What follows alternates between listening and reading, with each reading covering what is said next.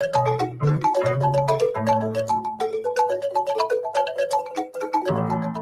I'm Dr. Nick, and you are tuned to member-supported WPFW Washington.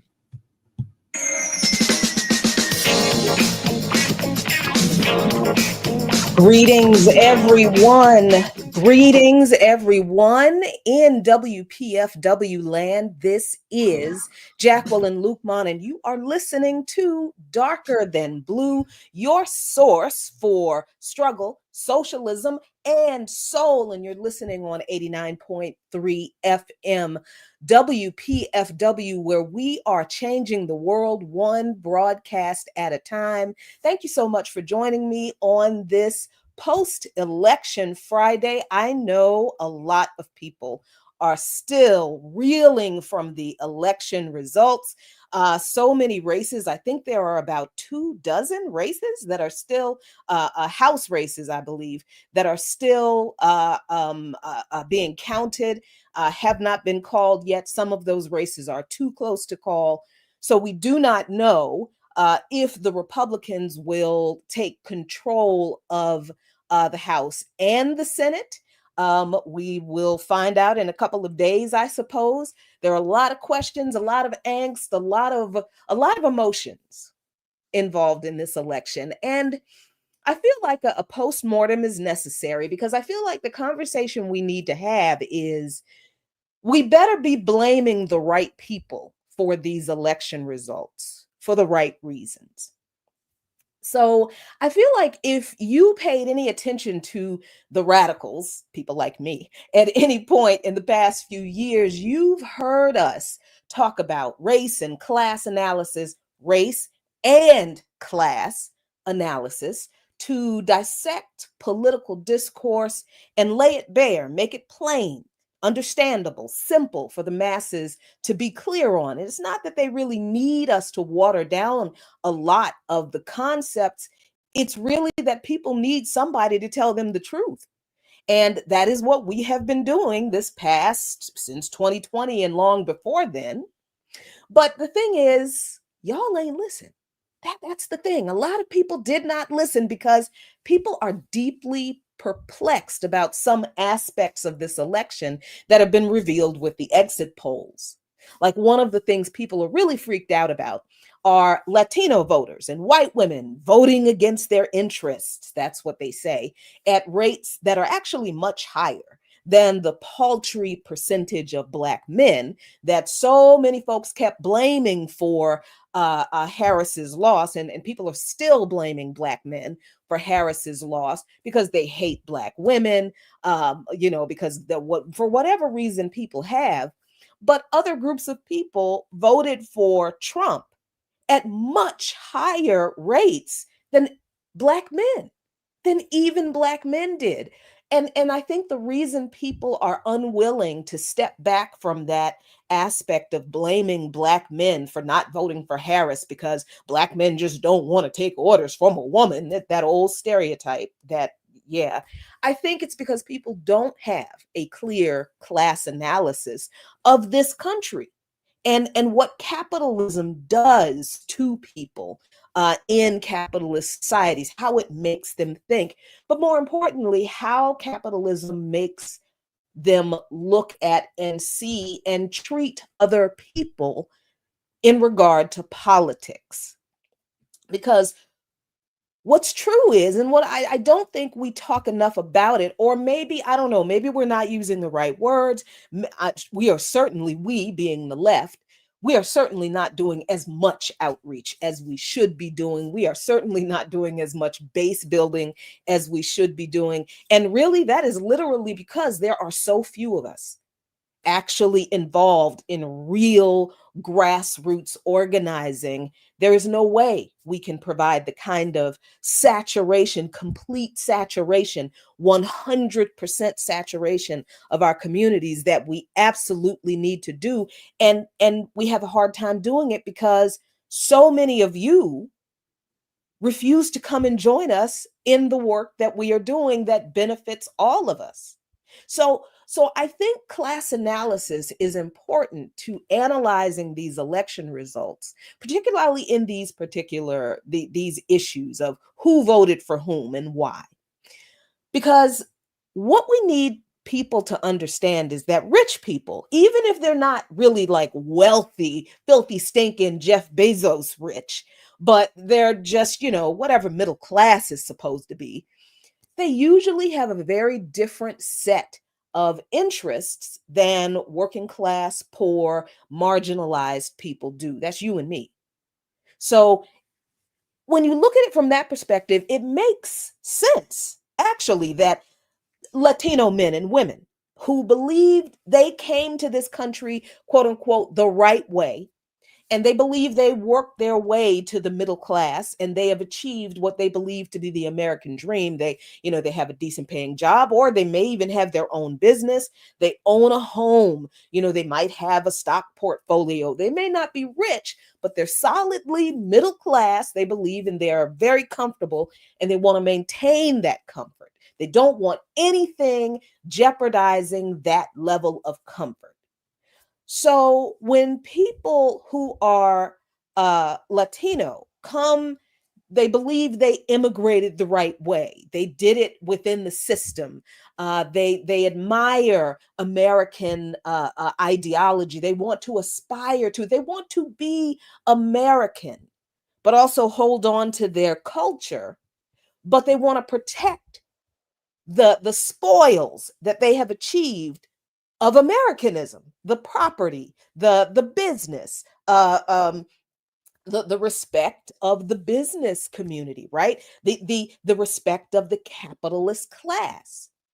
So, of course, when we look at it from that perspective, when we look at it from a class perspective and not just, it's anti-blackness or it's misogyny or it's just, backward hicks who don't know any better. When you look at it from a class perspective, I do think you see patterns and trends among people that you normally probably wouldn't have thought of would do this type of thing, would vote for the GOP and the Trumps, because, we know that the GOP does not like immigrants. They do not like a non-European descended people, but they are certainly not above using people of different backgrounds to make their case in those communities where they know they would not be welcomed. Like they know they can't go to a Latino community, and Trump cannot do that.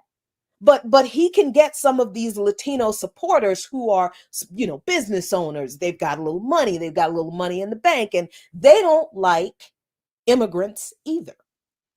Not because they are racist, but because their class interests tell them that the people who are trying to cross the border are unlike them because they're not doing it the right way. They're going to come here and they're going to want a bunch of handouts. They're going to want us to take care of them. We're going to have to use our taxes to give them welfare, which does not happen, by the way. If you do not have a social security number, you don't qualify for federal benefits. That it just so-called, I don't even like using the phrase illegal immigrants, but this is what people say. The people who immigrate to this country are not automatically given welfare state benefits. They're not given housing. They're not given housing. They're not given food stamps. They're not given health care. If you are injured, there are hospitals where you go to where they have to treat you whether you have insurance or not. Those are usually public hospitals, and they are so woefully underfunded that you might as well stitch yourself up in your kitchen with some needle and thread. Do you understand what I'm saying? I hope you do. So what people are told about quote unquote illegal immigrants and the benefits that they get that make people believe that folks who are immigrating to this country because this government is destabilizing the government in their country and it is making it impossible for them to live in their countries, immigrate here thinking that they're going to get a better standard of living because, people have an idea about America that is propped up by Hollywood and State Department propaganda, right? That's what people know about us, what they see in the movies. Or I should say, this country, not us. That is what people know about this country in a lot of the rest of the world. They know about the United States, what they see in the movies. So the United States still looks like, the land of opportunity and dreams. And oh, if I could just get to America, everything would be so much better. And some of these people do not know that it is the United States government that is the reason they cannot live in their countries. So while they are immigrating, making this horrific 3, 4, 5,000-mile trek from their home countries north, believing that America is their North Star, that this is the beacon, not understanding that America is actually the central location where the repression and the destabilization of their countries is actually coming from. They are making that trek with the dream of America in their mind, not realizing what the reality is until they get to that border. And then they realize that, oh, wow, the people in this country really hate us. They don't care if we die.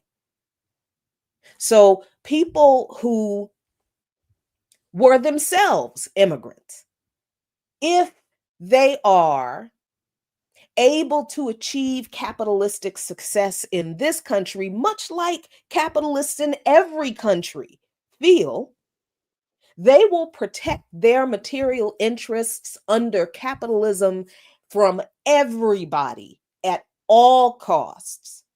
And that is across the board in every group of people. I don't care if those people are the immigrants themselves, the children of immigrants. I don't care if those people are Asian. I don't care if those people are Black.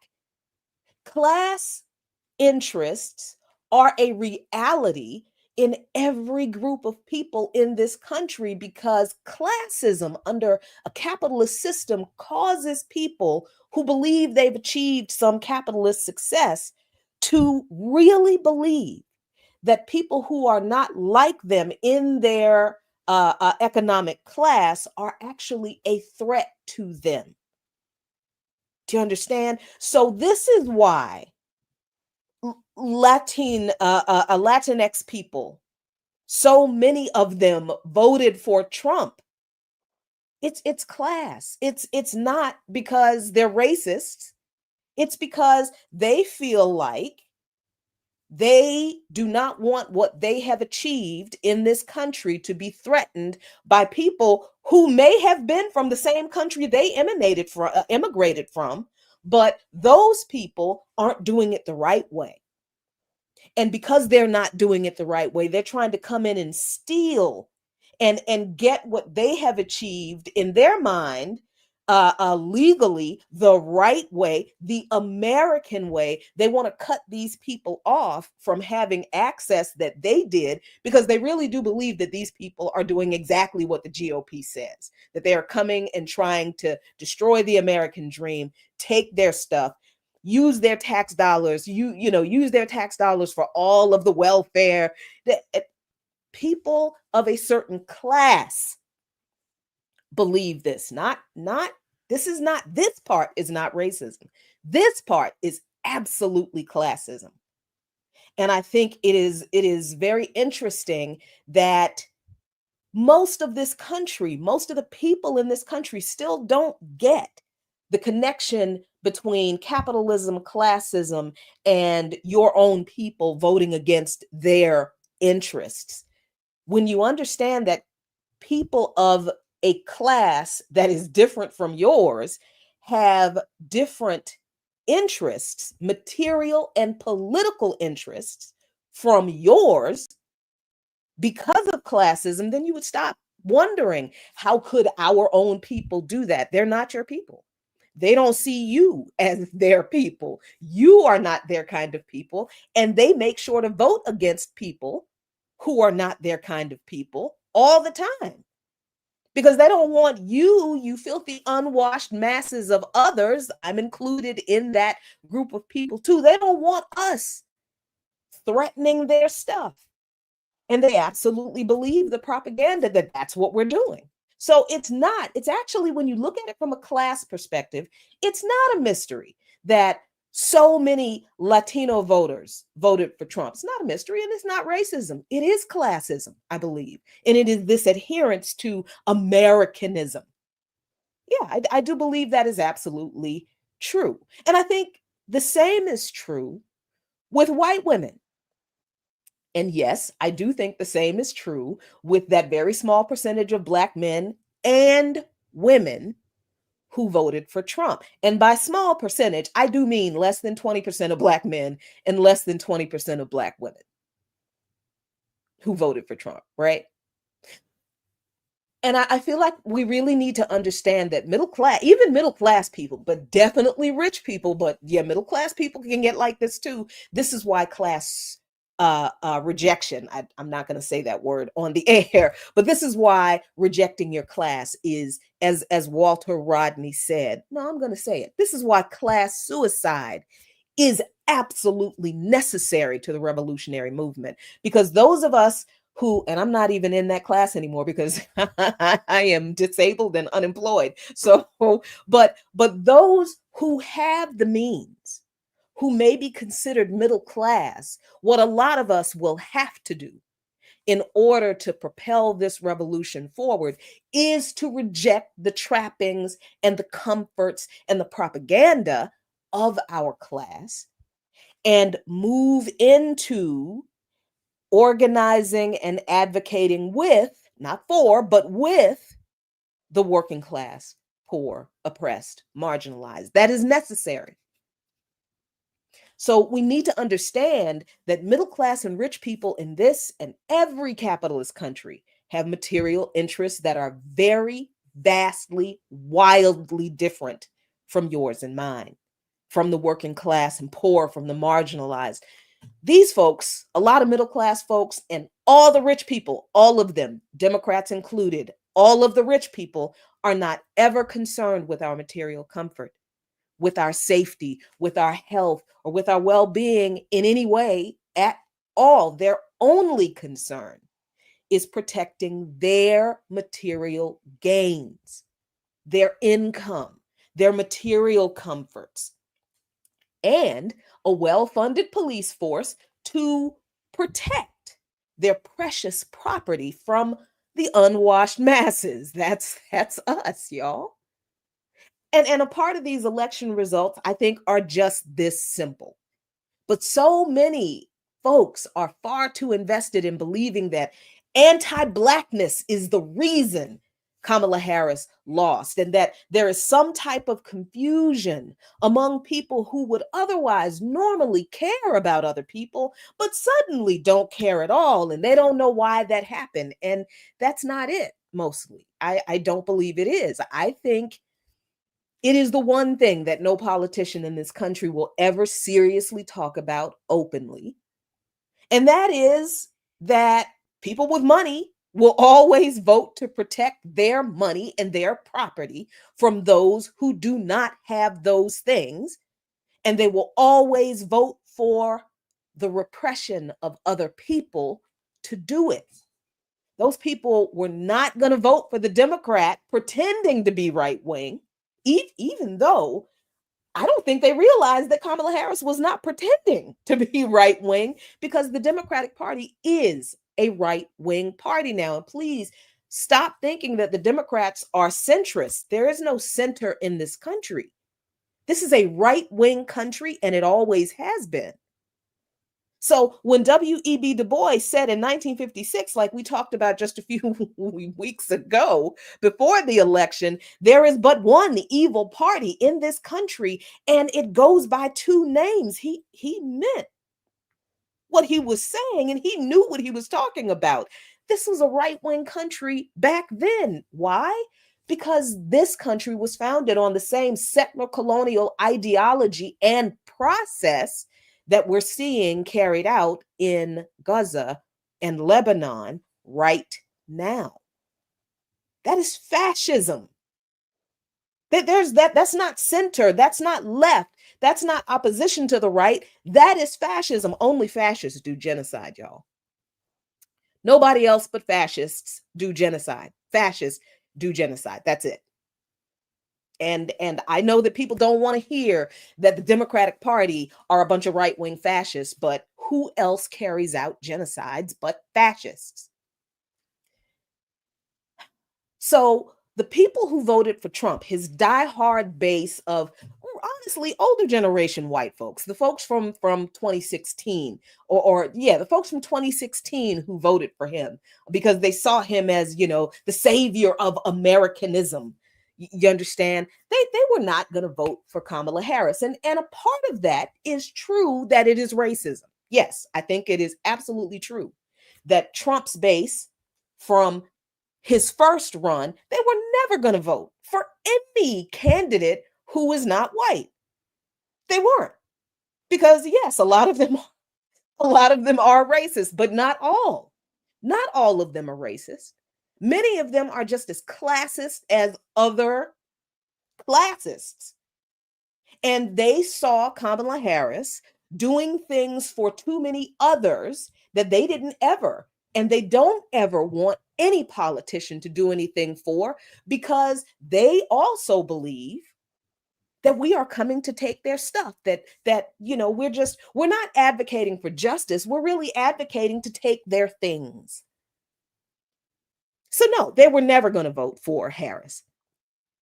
Just like they were never going to consider voting for any Democratic candidate who wasn't white in the first place and who was not sufficiently right wing enough for them to be comfortable voting for somebody who wasn't a Republican. So the Democratic strategists did an interesting thing, and James Carville is responsible for this, because it was Carville's idea to have for Harris to have this campaign that appeal to this non-existent group of voters called the disaffected Trump voters, the people who are so disgusted by Donald Trump that maybe they like conservative policies, but they really don't like Trump being a boorish, sexist, just racist monster. Oh, please, those people like that about him.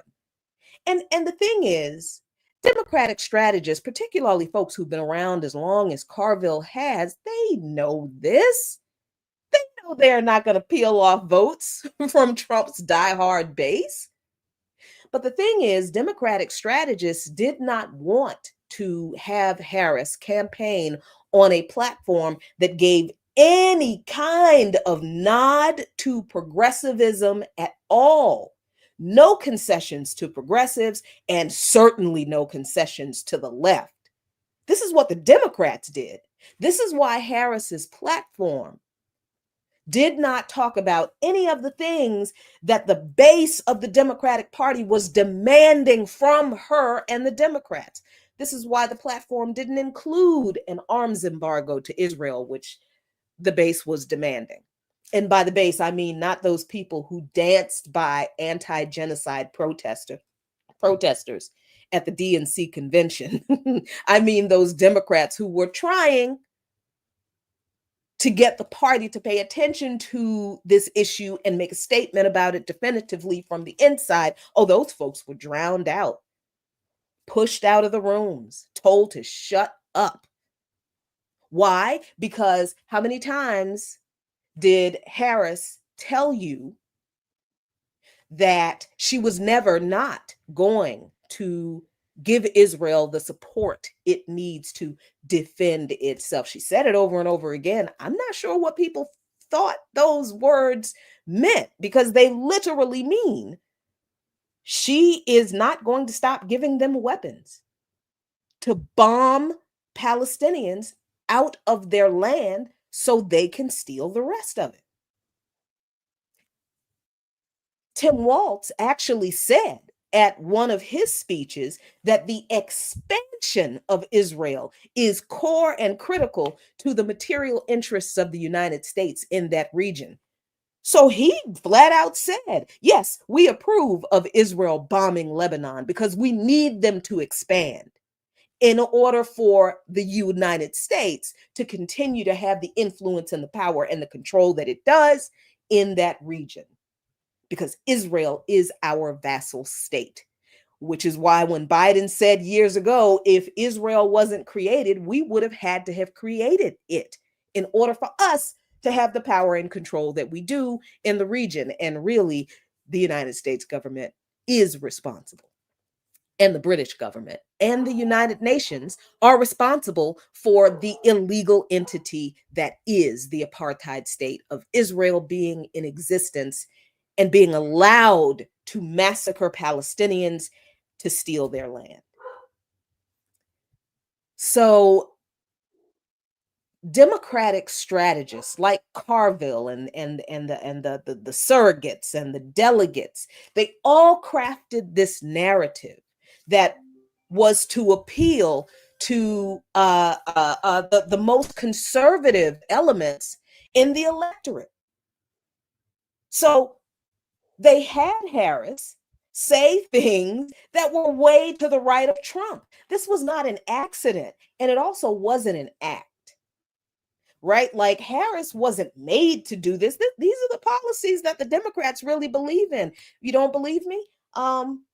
Joe Biden campaigned on ending fracking and not approving any more gas pipelines, protecting the environment. Why did he just approve another pipeline just a few days ago? He broke that promise a few times, approved a big old pipeline in Texas, flouting several environmental laws to do it. This was Biden doing this. Part of the border wall. Yeah, Biden built part of the border wall. Yeah, he did. He absolutely did. Cutting Social Security. Yeah, Biden did cut funding for the Medicare Advantage part of I'm sorry, that's Medicaid, of Medicare. Protecting Medicare? No, the Democrats weren't doing that. Biden cut funding for a part of Medicare Advantage. Social Security. Yes, Biden has suggested that Social Security needs to be cut too. Right along with Obama, right along with Clinton. So all of these things that people believe Democrats are better at than Republicans, they have not been. Democrats have done the same thing Republicans have wanted to do and have offered these solutions up to Republicans in order, for some kind of bipartisan exchange. This is why I always tell you that bipartisanship in a political sense is capitulation of the people's interests. It is throwing the people under the bus in order for the liberals and the neoliberals to get what they want from the other party. Has nothing to do, this bipartisanship has nothing to do with giving the people what we want and need, because we never get anything when Democrats engage in bipartisanship. And if you notice, why don't I talk about Republicans in this issue? Because Republicans do not pursue bipartisanship. Generally, they don't. They generally come in to take over and do what they want. And if the Democrats do not want to come along with them, they will try by hook or by crook to get it done anyway. Is that not how Republicans operate? So I don't have to talk about bipartisanship with Republicans because they don't like bipartisanship. Democrats are always the ones who are willing to capitulate, not compromise, capitulate our interests to the conservatives to get what their donors want, not us. And the strategists understood that in order for them to get votes from conservatives to appease their backers, not actually to grow the party, but to keep their financiers happy, the corporate class that actually controls the Democratic Party. Oh, and AIPAC. Yeah, AIPAC funds a lot of Democrats.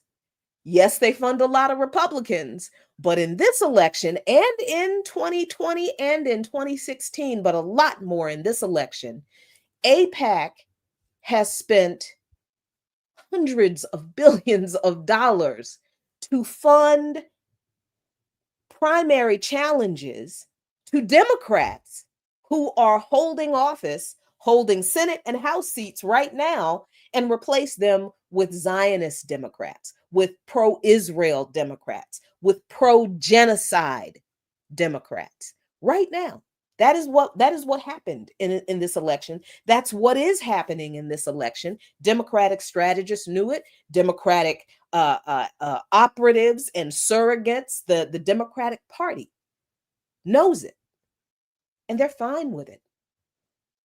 Absolutely fine.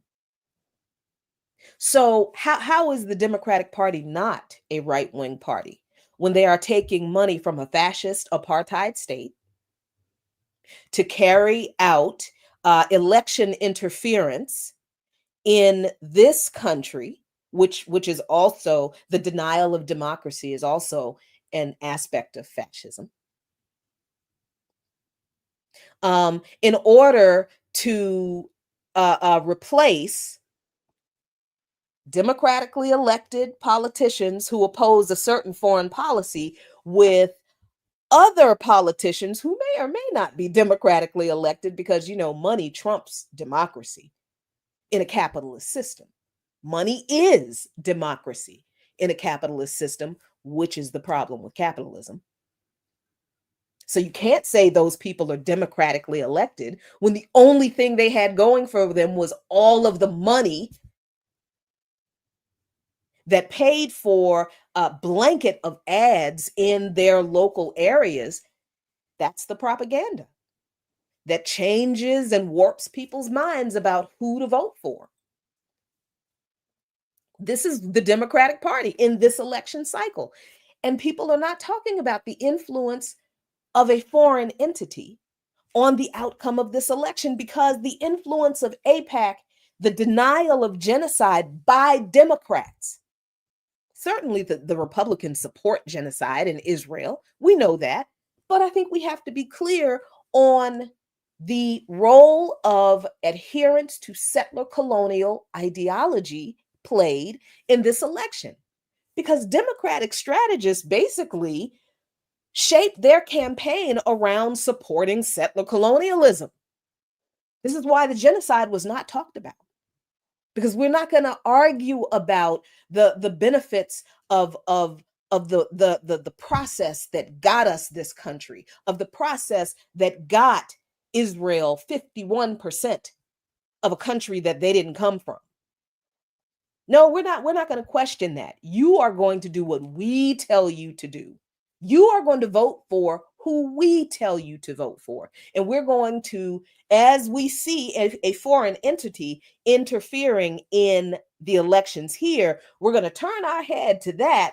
And we're also not going to pay any attention to the fact that we are also using the FBI to prosecute Black radicals for the very same thing that we are allowing to be done in our own political party. Because at the same time, the Democratic Party was accepting all of this money to primary anti-Zionist Democrats, and all of them weren't even anti-Zionists, but most were at least willing to say this is genocide and we need to stop sending arms to Israel. That's all a lot of Democratic politicians in these down ballot races, in these House and Senate seats, had to say.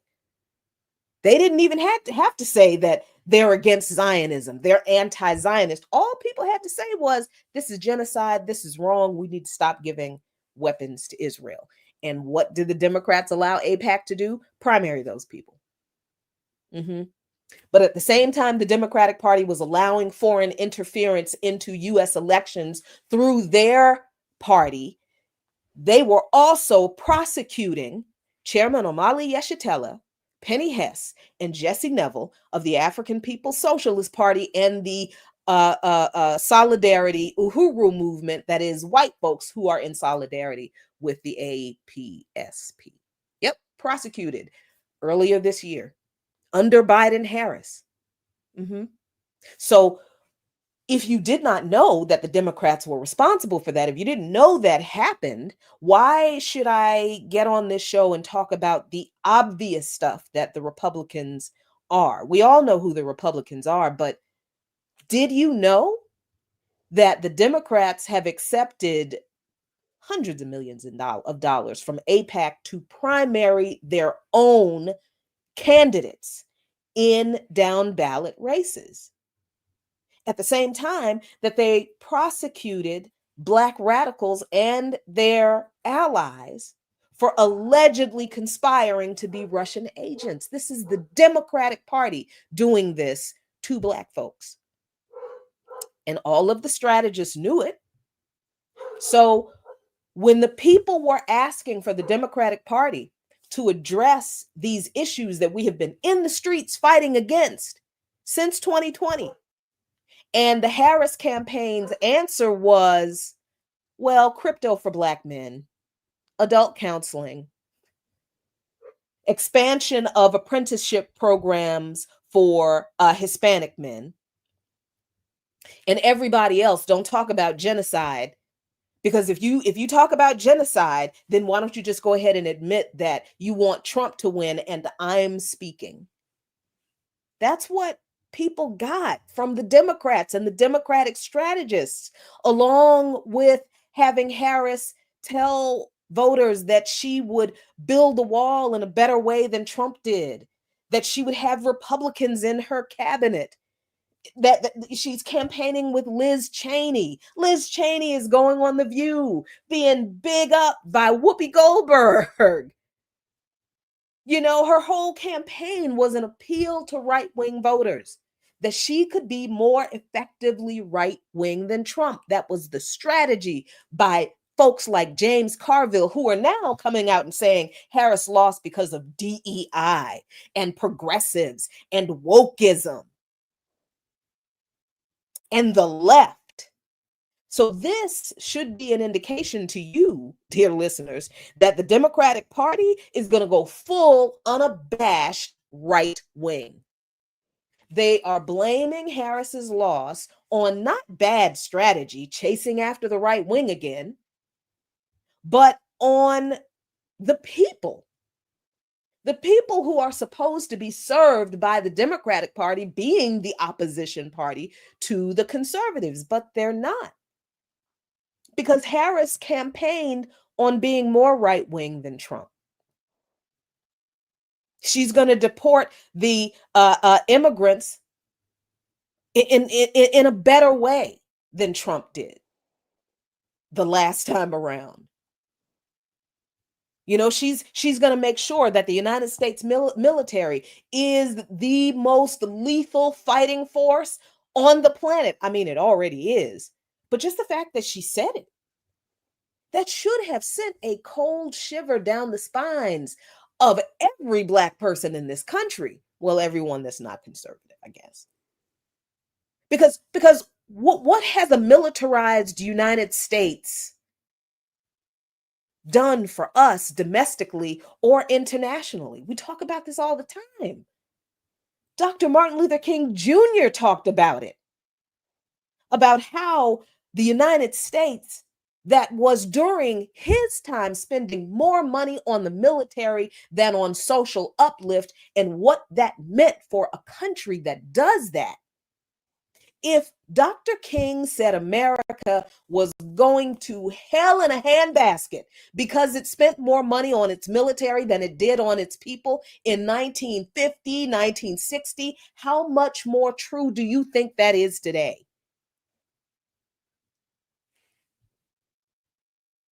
And then the strategy of the Harris campaign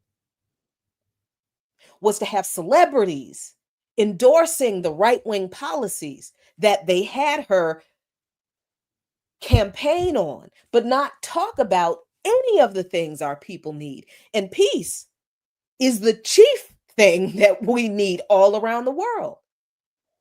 So when your favorite candidate that you believe is going to save you from the devil comes up with a policy platform, particularly for the group of people that they already blamed for her loss before the election already even happened, and that's Black men. They come up with a policy platform for those people that does not address the needs of any working class and poor people in that group. Because, ladies and gentlemen, no Black man needs access to crypto or adult mentoring. I'm not saying that black folks don't want some crypto. I don't know why you do, because it's a Ponzi scheme, but okay. But need? No, we don't need crypto. We do not need adult mentoring. All black men need good paying jobs with good benefits and health care that they don't have to come out of their pocket for. And they need mental health care to be included in that health care, because we all need that. We have all been demanding that.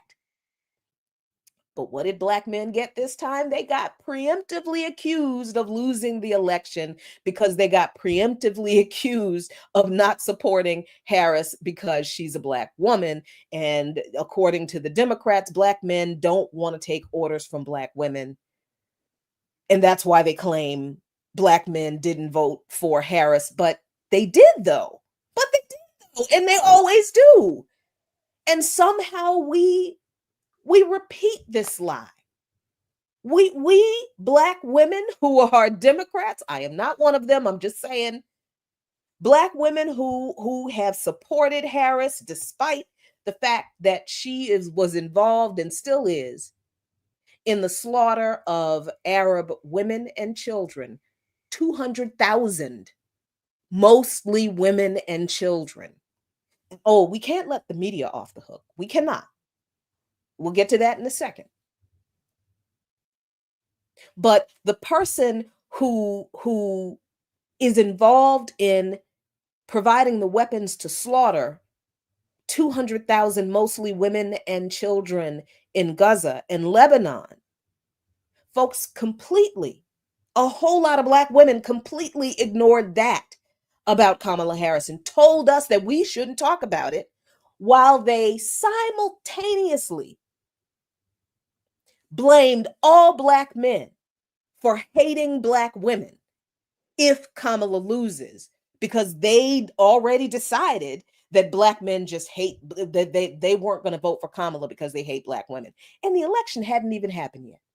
And y'all are still trotting out that lie about black men, even though the exit polls have shown that this year, yes, black women overwhelmingly supported Harris over Trump. 92% of black women voted for Trump. 92% of black women voted for Harris. 7% voted for Trump, according to exit polling. This year, 78% of black men voted for Harris, and about 20% voted for Trump this time.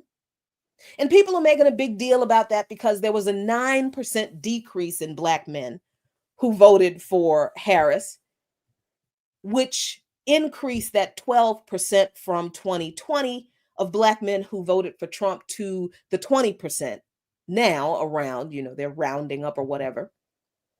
And I get why that would concern some people, but again, class interests, folks.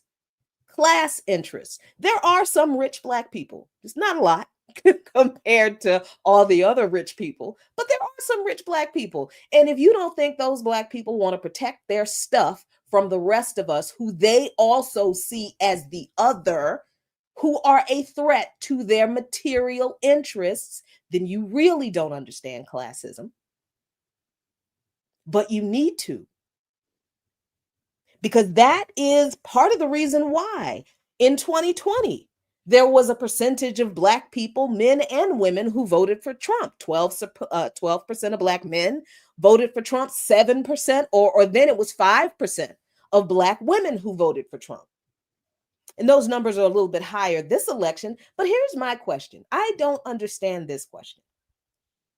Are we ever going to deal with the 5 and 7% of black women who voted for Trump? Or are we just going to keep blaming and shaming the black men? Because it's not like there were no black women who voted for Trump. There were. And if the percentages matter as to who you talk about and who you don't talk about, then you're not entering into the discussion with any kind of integrity or honesty. Because if it's terrible that 12 or 20% of black men voted for Trump, why is it not terrible that 5 and 7% of black women voted for Trump? If black people voting for Trump is a problem, then shouldn't we be talking about all the black people who voted for Trump and not just the black men? But that's not even the issue.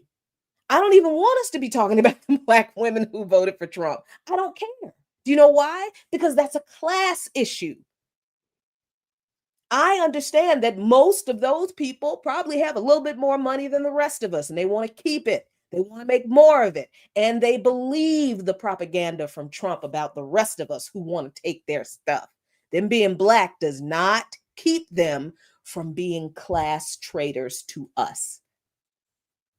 Them being Black does not keep them from identifying with the capitalist class and wanting more access to and inroads into their level of living. Oh, we are not their friends. They do not see us as one of them. We are not those Black folks kind of people. I think we need to be very, very clear about that. And it is clear to me that we are not. Still, after 4 years of intense public discussions about classism. Time flies. So we have promos that we have to do for the station. So let us, dear producer, play one of those promos right now, and we'll be right back.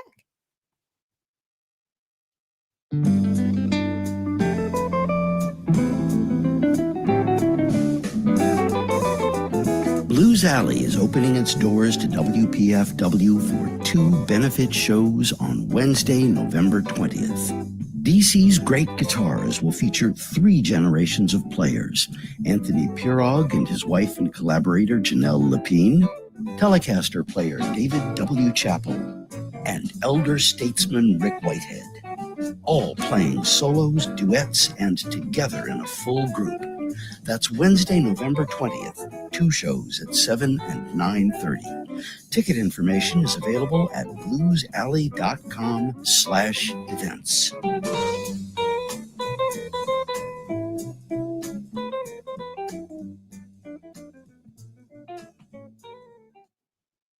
Thank you so much. And I have another quick announcement.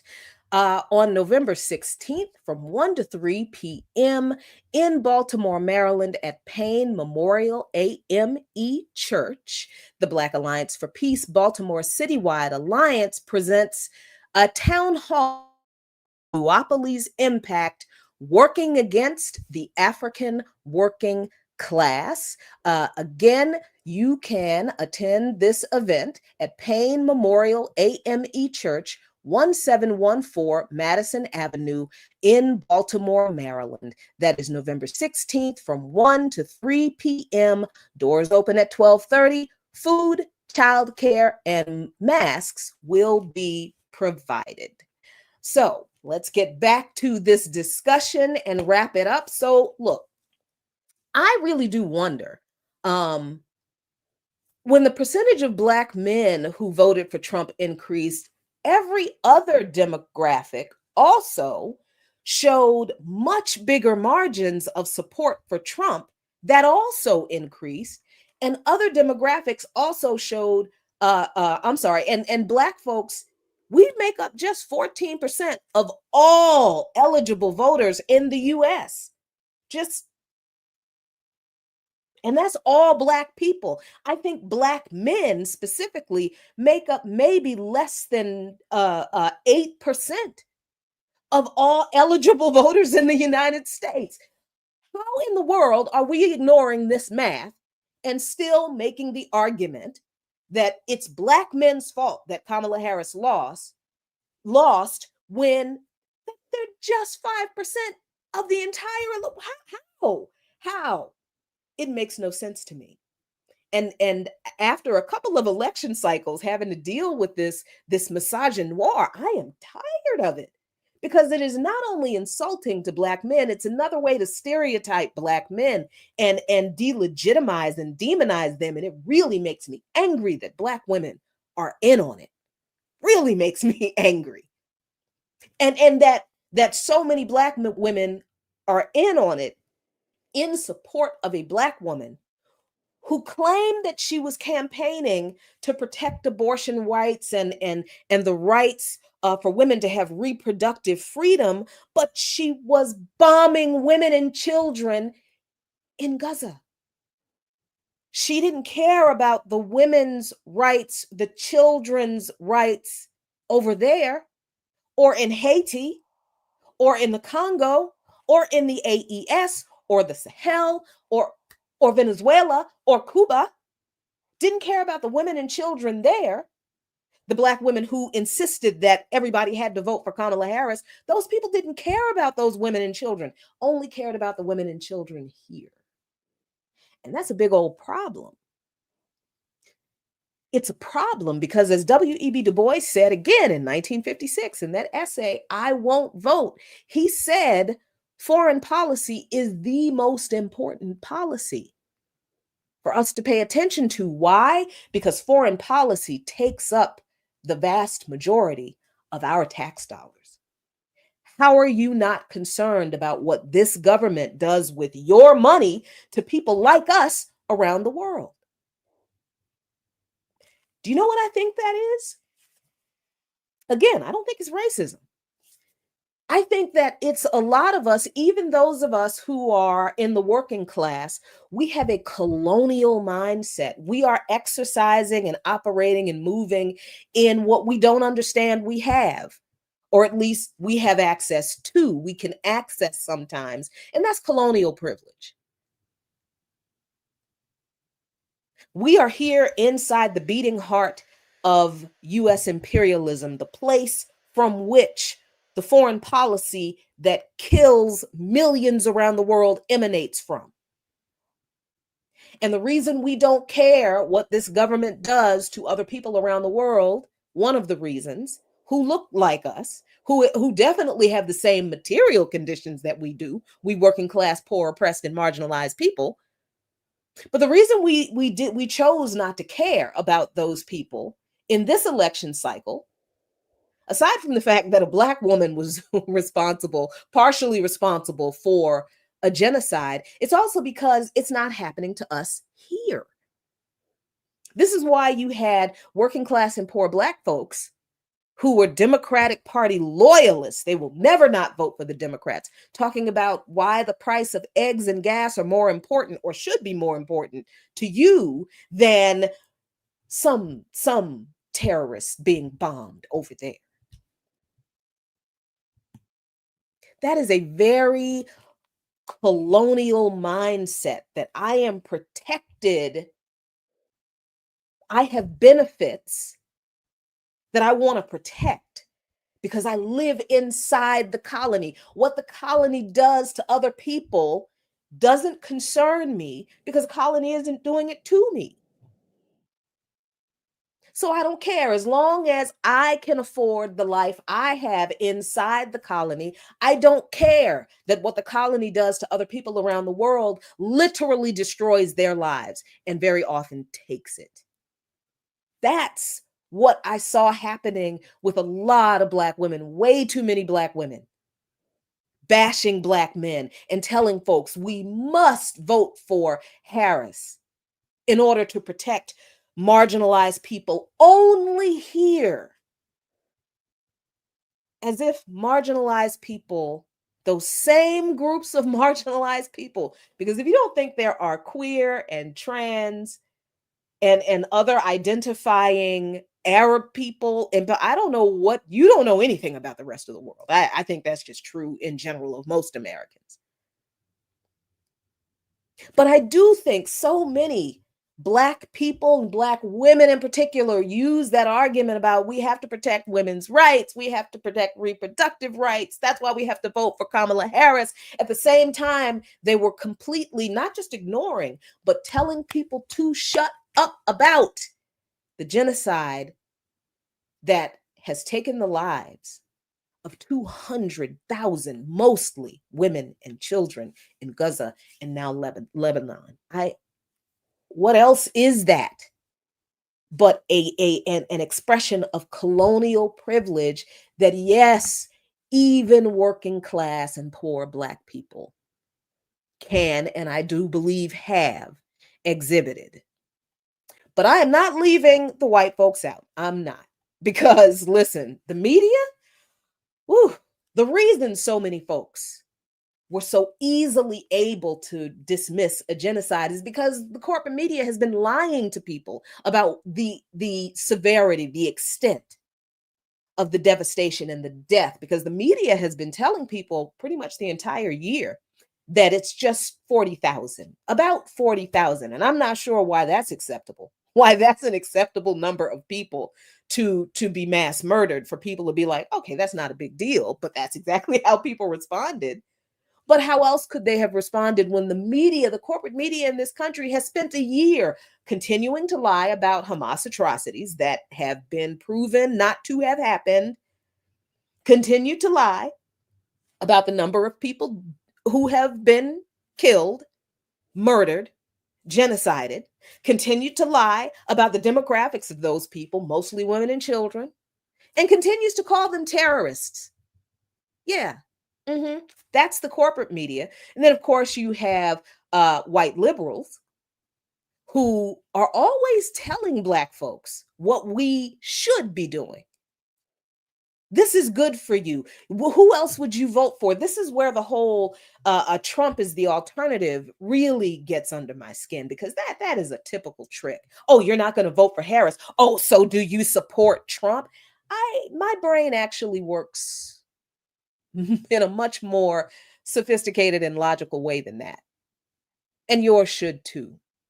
Because just because someone does not vote for one candidate, it does not automatically mean that they will vote for the other, because that's not how democracy is supposed to work.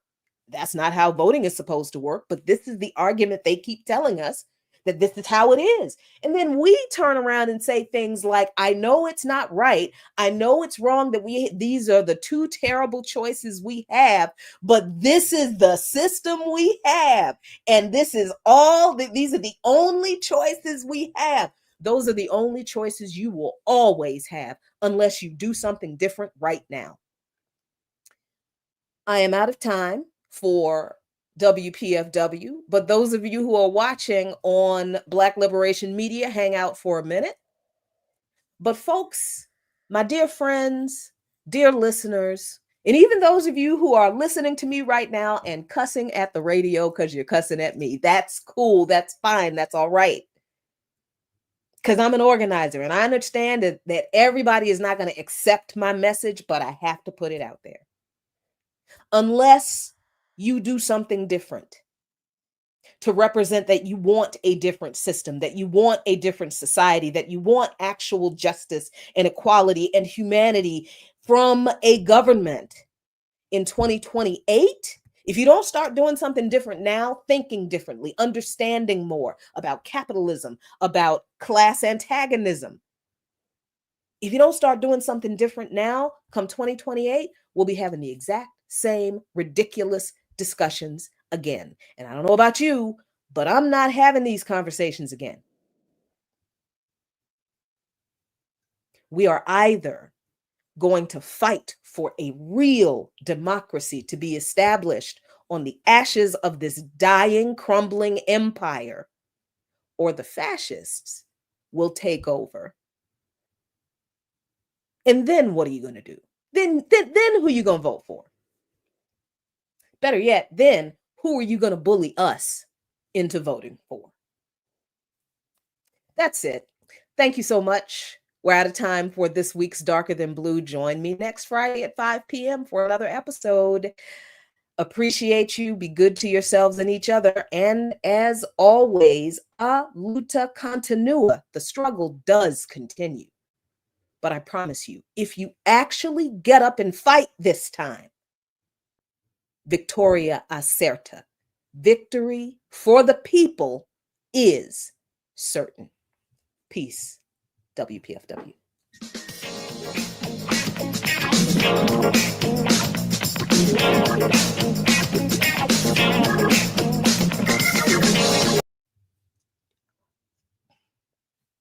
All right, y'all. Peace. Thank you so much for hanging out for a bit. Oh, Kimathi is always upset at something or somebody. Sorry about the barking in the background. Yeah, I've had a difficult time this week. This week has been, oh my God. I mean, I was absolutely cracking up on election day. Like, right, because election night, it's like I was watching my horror movies because I was not paying any attention. I stayed outside for like 4 hours, dancing and singing, and I really do kind of sing to the plants. And me and Kamathi are out in the yard, rolling around and having a good time, and it usually kind of devolves into, a little dance party with me and the dog. But yeah, election day, I did everything I could not to pay any attention, because I literally was just like, we got fascism regardless of who wins. I know who won't win, the people, regardless of who wins, regardless. So I was not wasting my time just being glued to the TV screen. So the next day, I'm like, well, I guess I have to see what's going on because I am a journalist, right? And man, when I howled, howled, howled, cackled, snorkeled, snortled, um, giggled, spat out my coffee a couple times, laughing so damn hard. And then I really analyzed the way the liberals, including the black ones, especially the black ones. Can I just, since it's just us now,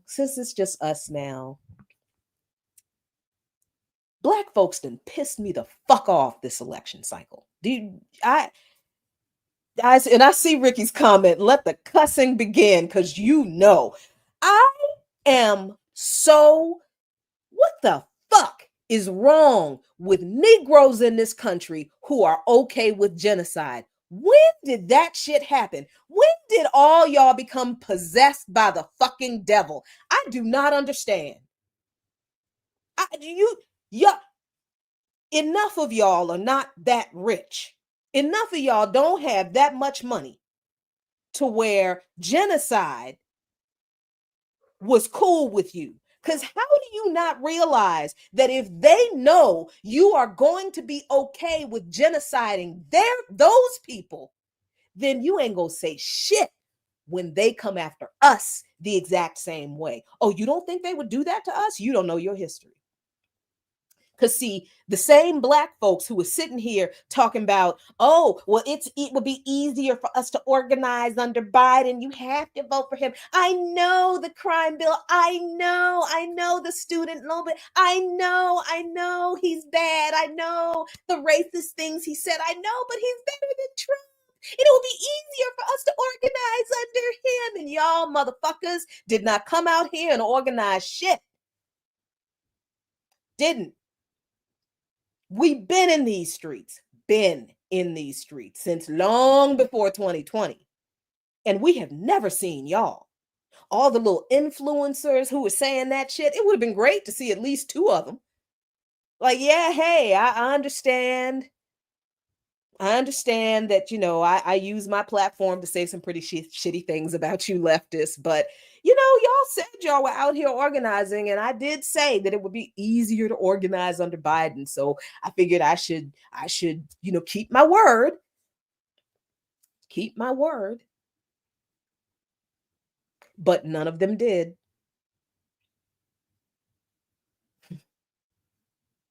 And these folks pulled the same bullshit again this election and got mad when folks were like, nah, y'all pulled this shit last time.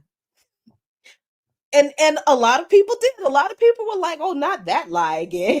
and this was people who weren't even organizers themselves.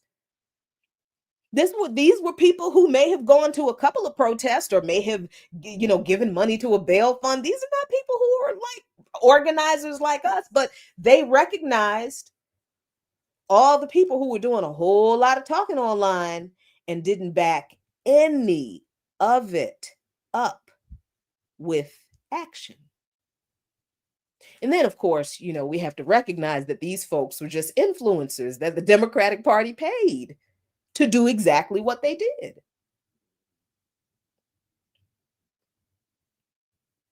but somehow we are still enthralled because Harris got Beyonce to come and not talk about fucking genocide.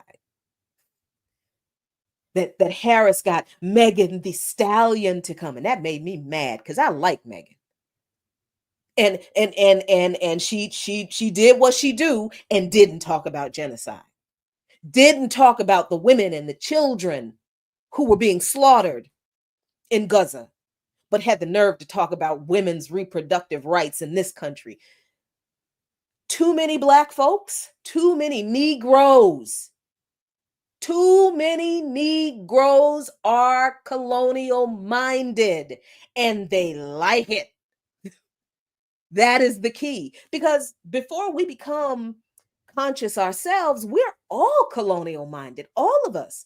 We are all indoctrinated with that desire to be American, with that desire to have the American dream. We all believe that foolishness, that lie, that bullshit. We all believe it because there is no propaganda machine on the planet more effective and all encompassing than the US media. All of it that is owned by not what, 6 companies now? Yeah, 6. I think it's 6. It's down from 9 to 6 because 3 of the companies were eaten up. But and we do not understand that everything we watch, read, listen to is controlled by these 6 corporations that are all beholden to one of the 2 political parties or both of them. Because the 2 political parties make the laws that help them rip you off, steal your labor, steal your wages. So yeah, all the millions of dollars the corporations, the media corporations give to these political parties, they know that they are getting talking points from these politicians for their money. And the politicians know that in exchange for the narrative that they're given, the paycheck they get is the guarantee that the media will say exactly what the politicians want them to say. And that is never to tell the truth, especially not about foreign policy. Now, US corporate media might tell the truth about some domestic issues. Might, sometimes. Half the truth, a couple of days a week. You still have to read the whole article, though, to get to the little kernel of truth that is almost always in the last paragraph right in the middle.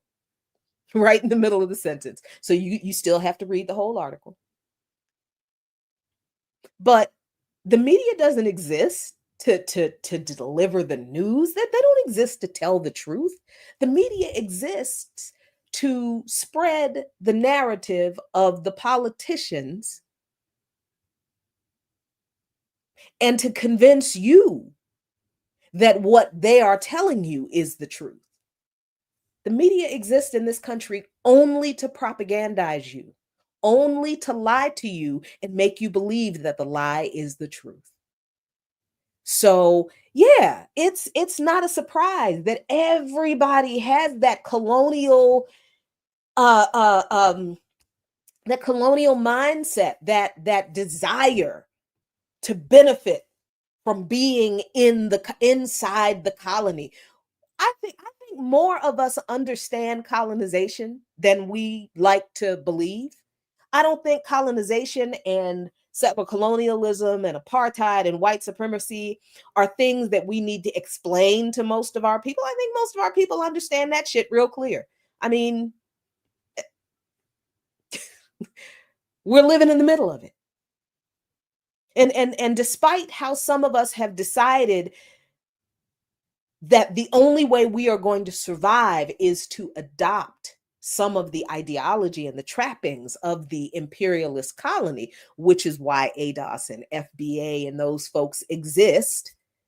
That's all it is. It's a coping mechanism. It's this weird negotiating tactic that they think is going to work. It's like people who think they can negotiate with their kidnapper.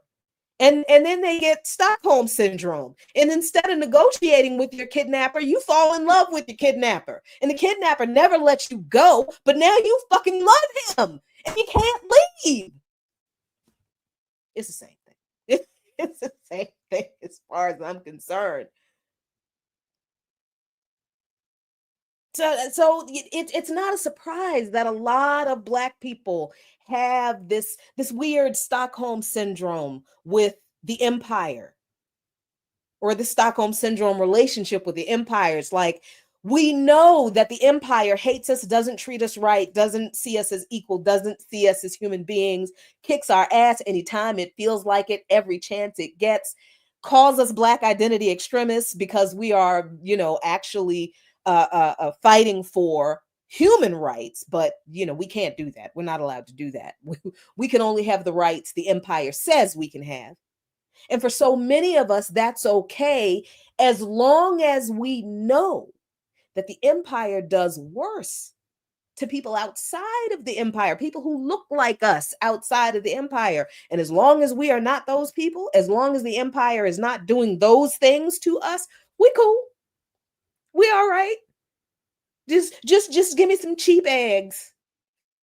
You can kill as many as you want. I'm not even gonna call it genocide. I'm gonna call you. Oh, you call it a war? Okay, I'll call it a war. You want to call it a conflict? All right, I'll call it a conflict.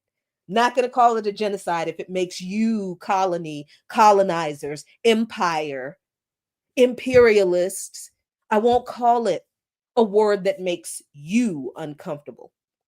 And just to make sure you understand that I am on your side, and so that you stay off of my back and you don't come after me like I have just watched you go after people for a year that opposed you because of what you've done, just to show you that I'm not like those people and you leave me alone, I'll go after those people for you. That's why I'm pissed off at these Black women who are going off with this, all Black men hate Black women, and that's why they didn't vote for Kamala Harris. No, maybe brothers are like, fuck genocide, because damn, ain't they what they trying to do to us? I am, oh my God, I am, and I got to tell you, as a person of faith, as a follower of the brown Palestinian socialist Jesus Christ, not that white dude with an AK-47 wrapped in the American flag that the whites made up. But as a person who is a follower of the brown Palestinian revolutionary socialist Jesus, I cannot imagine. He's like, how you gonna call yourself by my name, but then you genocide my people? What the? If I could be a fly on the wall on Judgment Day, before I get my judgment, I would love to see some of these folks standing before the judgment seat. Now, I know everybody doesn't believe that, and that's cool if you don't believe it, but let me have my little moment of retributional joy, because I really want to see all the people, particularly all the so-called Black folks, who they can't even really be called Black now. To have acted the way these folks continue to act through this election cycle, when the candidate is facilitating a genocide. What else you want me to say to you other than I hope you do end up in hell? I'm pretty sure you will. Now, it's true that I might also end up in. It's true, because I don't have any purview over this decision. This is above my pay grade. I don't know who did it. I don't know what the decision is. I don't know what the process is. I don't know what the metrics are. I don't know. I don't know if it's actually real or not. I actually don't believe in like a separate hell. I don't, because you can't get worse than what human beings are doing right now. Can't. I don't got and yes, I believe in God, but I don't believe that God would subject poor and oppressed people to hell. That makes no sense to me. Not the God who is on the side of the oppressed. That's in the book. How's God going to put poor people in hell after he told believers to fight for justice on behalf of the poor? But this is how white supremacy and settler colonial ideology has infected everything we know and understand, including faith. And that is every faith. Because if you don't think there's some weird stuff, well, where do you think fundamentalist Islam came from? Where do you think Wahhabism came from? That's a whole nother discussion for another day. Let me stop. but I really do not I am afraid. I am very nervous around petty bourgeois black folks. I'm very nervous. These people I live around, I am nervous. I do, because the day the FBI shows up at my door, I know these people will not lift a finger to stop shit. Ain't nobody gonna de-arrest me around here. Ain't nobody gonna stand between me and the feds. Nobody's gonna protect my property against a federal raid. Nobody's gonna come and protect me against flashbang grenades being thrown into my house. Nobody's gonna come and make sure that the feds don't shoot my dog or me. I understand this about these folks. And the reality of just how much the petit bourgeois will step over and ignore to ensure that their material interests are protected, even from the rest of us black folks. Man, I'm sorry, that this is a new and, for me, more terrifying aspect of this struggle. Because I don't know about you all. But the past few years, the internal struggles in the left have been wild. And I'm sure it has always been this kind of weird fracturing, because I do not understand why white people always got to chase behind right-wing folks. It's like y'all become socialist or claim you're progressive, but you still got to go and hang out with the right, because they don't want a particular war either. They're cool with 15 other wars and US invasions and coups, but they don't want the white people being cannon fodder down in Ukraine. Because that's all that shit was. It was not people. It's not because the whites were really anti-war. It was not because the right wing was really anti-war. No, they didn't like the white people in Ukraine being in the middle of US imperialism. That's what that was. So once again, we had to have arguments with white folks on the left about white supremacy, about settler colonialism, about racism, about racial capitalism, about its class and race. It is not one or the other. So we got to fight with them. Then we got to fight with progressives who still believe they can get elected somewhere and push the Democratic Party back to the left. And they keep failing at that, because the Democratic Party keeps saying definitively, we hate progressives.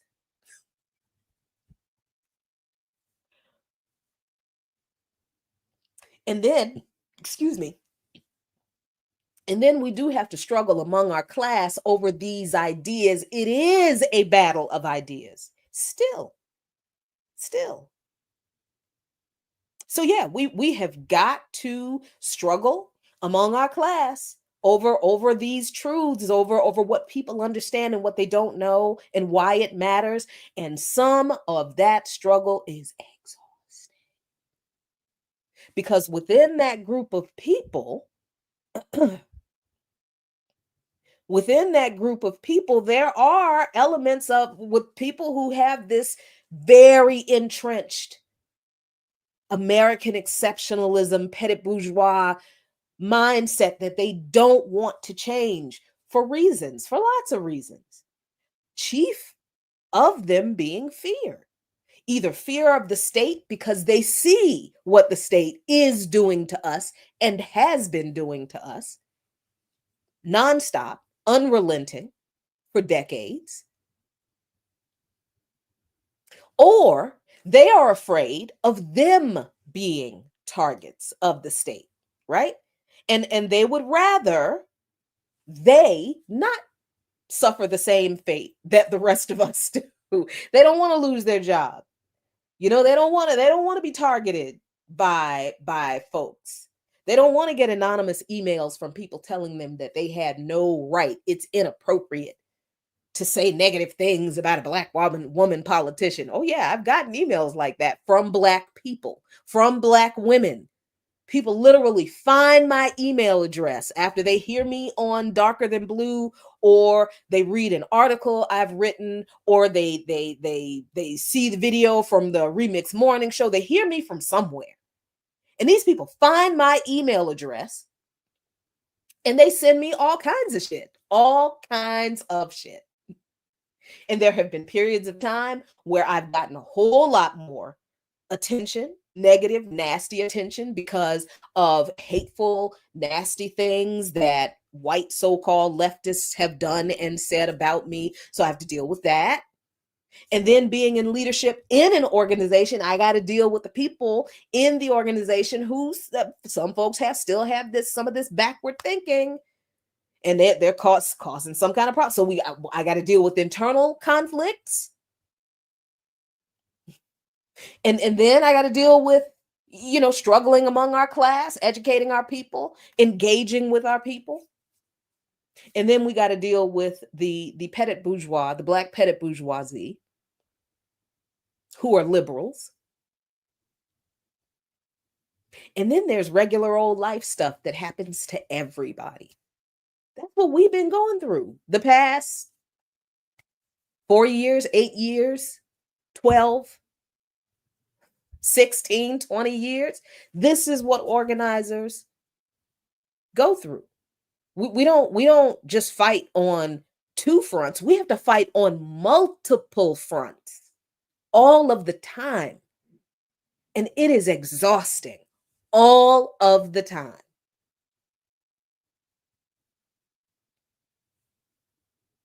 And then we have to deal with more of it in these election cycles.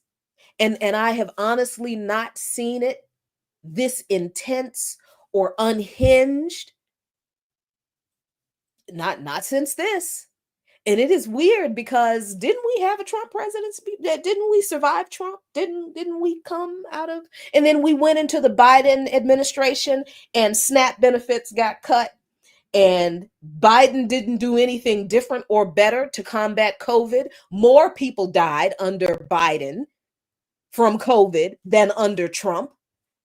Biden still only pushed the vaccines and lockdowns that weren't actually lockdowns.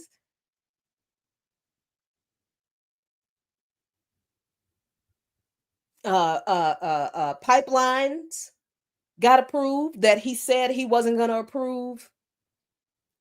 What student loan forgiveness? What student loan debt forgiveness from the man who it was his responsibility? He's the reason you can't discharge student loans in bankruptcy. He is the reason the student loan crisis became a student loan crisis.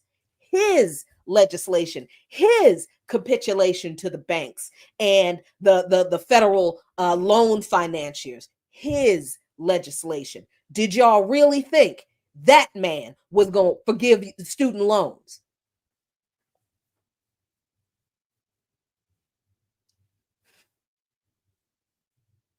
Said in his State of the Union address, the very first thing that man said when he was elected president: we don't need to defund the police. We need to fund them, fund them, fund them. And what did the Democrats in the chamber do? Everybody stood up and applauded, a standing ovation. All the Black Democrats too. So the cops, who were never defunded in the first place, never defunded in this country anywhere in the first place, got more money and more weapons from the Department of Defense through the 1033 program under Biden and Harris, and they continue to repress, brutalize, and murder our people in the streets. It never stopped.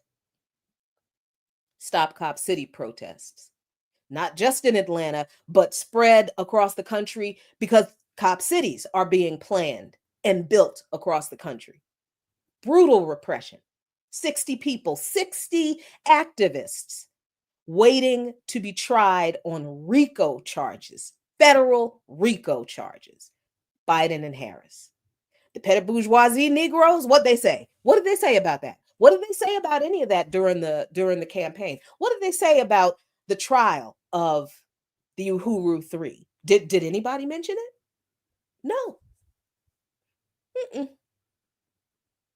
None of this was mentioned by any of these Negroes who have been online, in public, on MSNBC, CNN, all over the place, on the radio, beating you over the head, telling you you had to vote for this Black woman genocidaire because Trump would be worse. For who? Who would Trump be worse for? Because again, what is worse than genocide? Because Trump and Harris, equal on that issue, do the exact same thing because AIPAC funds them both. AIPAC funds not just Democrats, but also Republicans. So nothing's going to change under Trump in regard to Israel, just like nothing was going to change under Harris in regard to Israel. And she kept telling you that.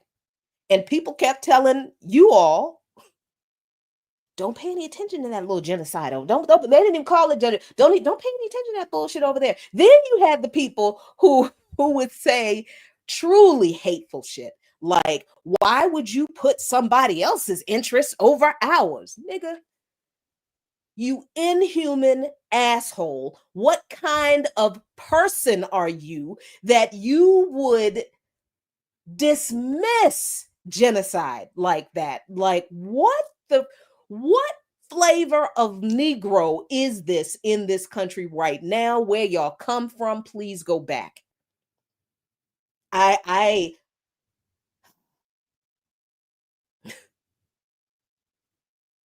And then you got people, you got these Black folks who are capitalists, who are celebrating that bullshit platform that woman put out for Black men. Well, we need crypto. No, you don't. You need a job with a living wage, full benefits, affordable housing guaranteed by the state, and healthcare guaranteed by the state. You need a clean environment. That's what you need. You need leisure time to spend time with your family, your friends, to pursue your interests. You need a socialist society that takes care of and guarantees everyone's human rights. That's what we need. You don't need crypto. If you want it, great. But what you need as a human being are your human rights guaranteed by the government. Because that's the job of the government, to take care of its citizens. But you know, we sure did have Black folks. Look, we're not going to get reparations if we don't vote for Harris. Motherfucker, you're not going to get reparations from any capitalist in this game. I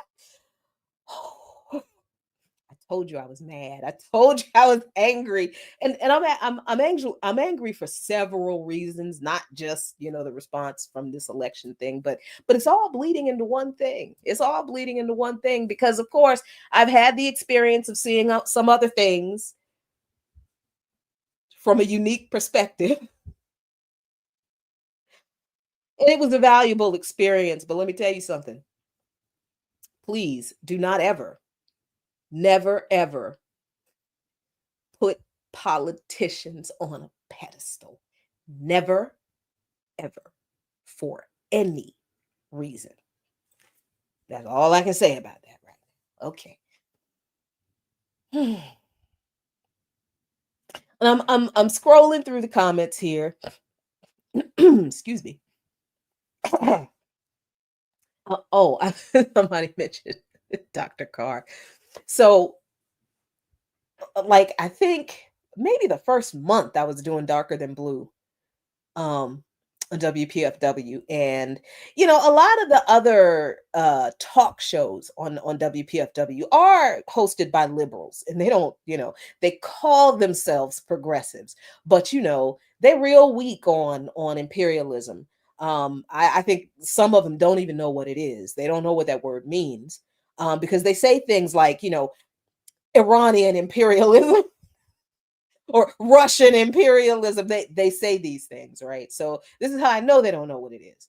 Um, but many of them are liberals, even though they will call themselves progressives. And one day, one of them, um, after I did criticize Marilyn Mosby for her repeated prosecutions, unsuccessful prosecutions of Keith Davis Jr. in Baltimore for a crime there was no evidence whatsoever that he committed, I just told the truth. And one of the other hosts of another show, I had never talked to this woman. She had never met me. I never met her. She sent me an email to my personal email address. Like I told you, people find in my email, sent me an email telling me that I was wrong for saying something negative about Marilyn Mosby. As a matter of fact, she told me that it was inappropriate for me to criticize a Black woman politician. This heifer said this to me. And she continued the email saying, I hope you're not Black. Never met me. Never had a conversation with me, didn't pick up the phone. Because if you found my email, you can find anything else. And since I'm a host on the network, you can call the station manager and say, hey, I want to get into, if you're another host, yeah, you listeners cannot do that. But another host on that platform, sure. Yeah. So instead of calling me, she sends me an email to tell me what I can and cannot say. And as wrong as I can be sometimes, as off the mark as I can sometimes be, as overly emotional about things as I can sometimes be, I will be damned if I'm going to let you tell me what I can and cannot say. Fuck you. And that is what I told her. I don't know who the hell you think you're talking to. Obviously, since you didn't bother to reach out to me and have a conversation with me, you don't know who I am. I am indeed an African woman. Been that my whole life. And I'm also an anti-imperialist, anti-capitalist, anti-Zionist organizer. And I know Black misleadership in politics when I see it. So I told the truth about what your girl Marilyn Mosby did to Keith Davis Jr. and how it was only a court order, a decision by a judge that stopped her from trying to do it again. And you can be mad at me because I told the truth, but what you can't be is mad at the truth. So say what you will, but what you will never do again is tell me that I cannot say what I want on my show. And she responded to something. I can't remember what she said. And then that's what I noticed. Her phone number was in her signature. What? How are you going to be so arrogant that you think you can send somebody an email who is in the same position as you are? You are a host on a radio show. Neither one of us are getting paid. So it's not like one of us has more seniority than the other one and one of us is making more money than it. This is a volunteer effort. We don't get paid at WPFW. How you gonna send me an email, somebody that you have never met, cuss them out, tell them that they had no business saying what they said about your favorite, and then talk about, I wish you not, I hope you're not Black. and then say some slick shit when they respond to you, and don't expect them to use that phone number that you have in your signature, you dumbass. So of course I called her. Of course I did. And then that's when I noticed her signature. She's a fucking attorney. And this is why I have no respect for people just because they have a goddamn degree from somewhere. I don't care. So what? You got a bunch of letters behind your name. And you can still be a dumb motherfucker who does dumb shit and somehow are surprised when people don't back down. So I called her and I said, hi. Hi. Yeah, I'm Jacqueline Lukman. I'm the person you sent that email to. And I am indeed Black. I don't know if you read the email, but I just wanted to. Well, what do you want? And so she's nasty. She's nasty now. Instead of being humble, instead of recognizing, oh shit, she's either crazy or she's a real one. And I should not fuck with her. No, she doubles down, triples down. Well, what do you want? I'm busy. You weren't too busy to write that fucked up email to me, ma'am. Well, you don't know what you're talking about. Oh no, I know exactly what I'm talking about. I will send you the links to the article if you are not familiar with the issue. But all I did was told the truth. And by the way, whether I am Black or not, I can say whatever the hell I want because you don't pay me. I don't work for you. You don't control anything on my show. I am not interested in controlling anything on your show. And you ain't my mama. So I don't give a damn about what you think about what I say. I'm too busy for this. I'm too busy for click.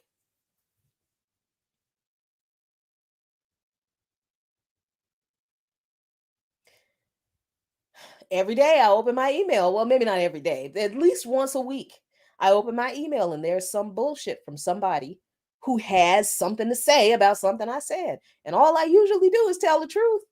Yeah, I throw a few jokes in there, lots and lots of cuss words.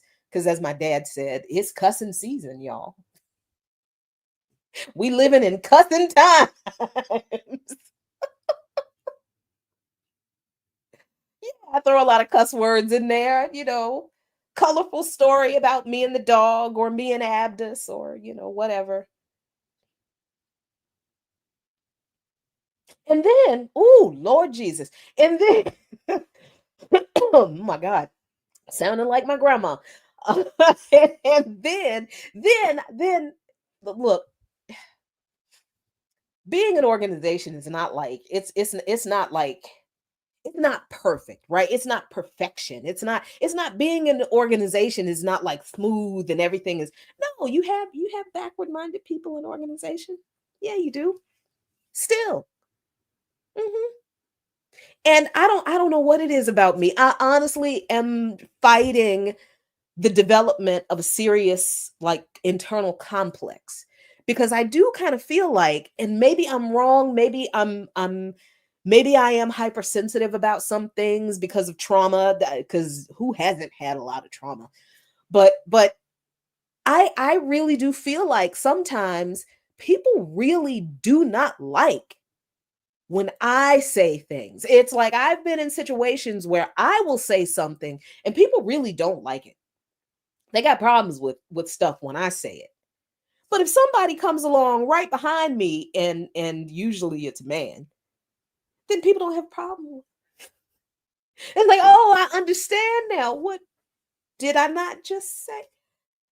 And there's been a lot of that. There's been a whole lot of that and a whole lot of other shit where people, I just feel like people have a problem with me. And it's not everybody. It's a small group of people. Yes, it's true. It's not everybody. But I don't know why it is like the people who do have a problem with me, they have a big fucking problem with me. And I'm just here doing my thing, minding my business mostly, being me. So there are people even in the formation, who got a problem with me.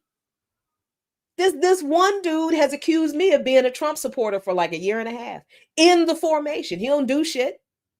He don't do shit. He never comes to meeting, never comes to nothing. But every once in a while, he will put out an email to that listserv where he will either directly or indirectly implicate me in some shit. He hates me. And I ain't never done nothing to that man. I just and this is something that I experience and I have always experienced. Now, Abdus used to, he saw it. He saw it too, because he saw it at church. So this is not just in organizing. He saw it at church.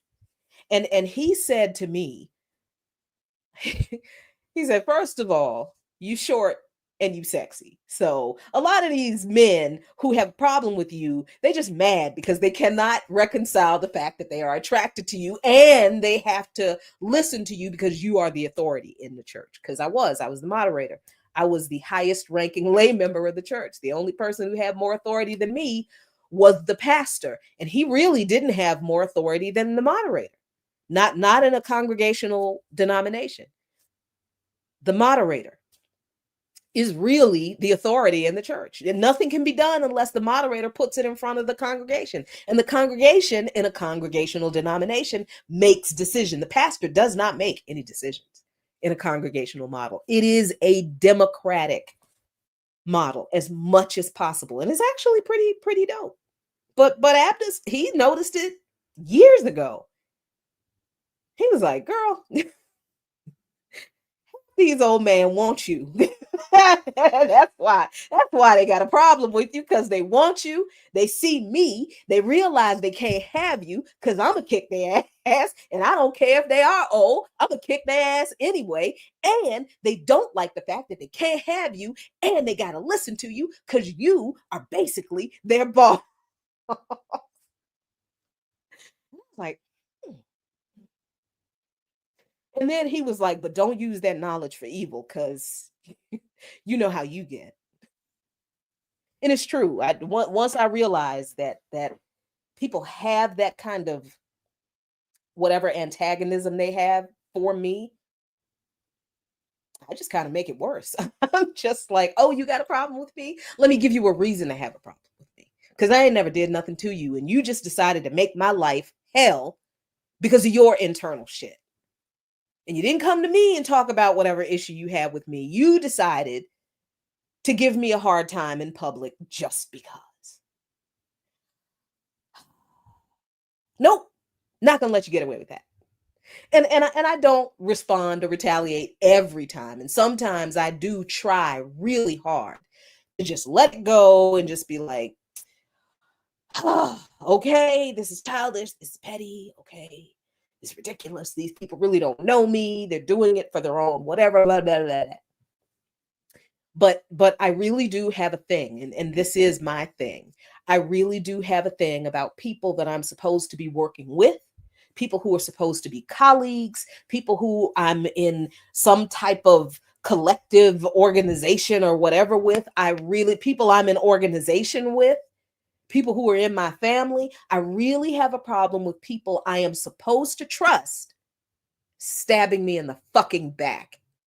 Or, as this has been the case recently, stabbing me in the goddamn chest in public in front of everybody. And then having other people who I'm supposed to trust sit by and do nothing. Yeah, I hate that shit. I hate that shit because you've just destroyed what trust I had in you.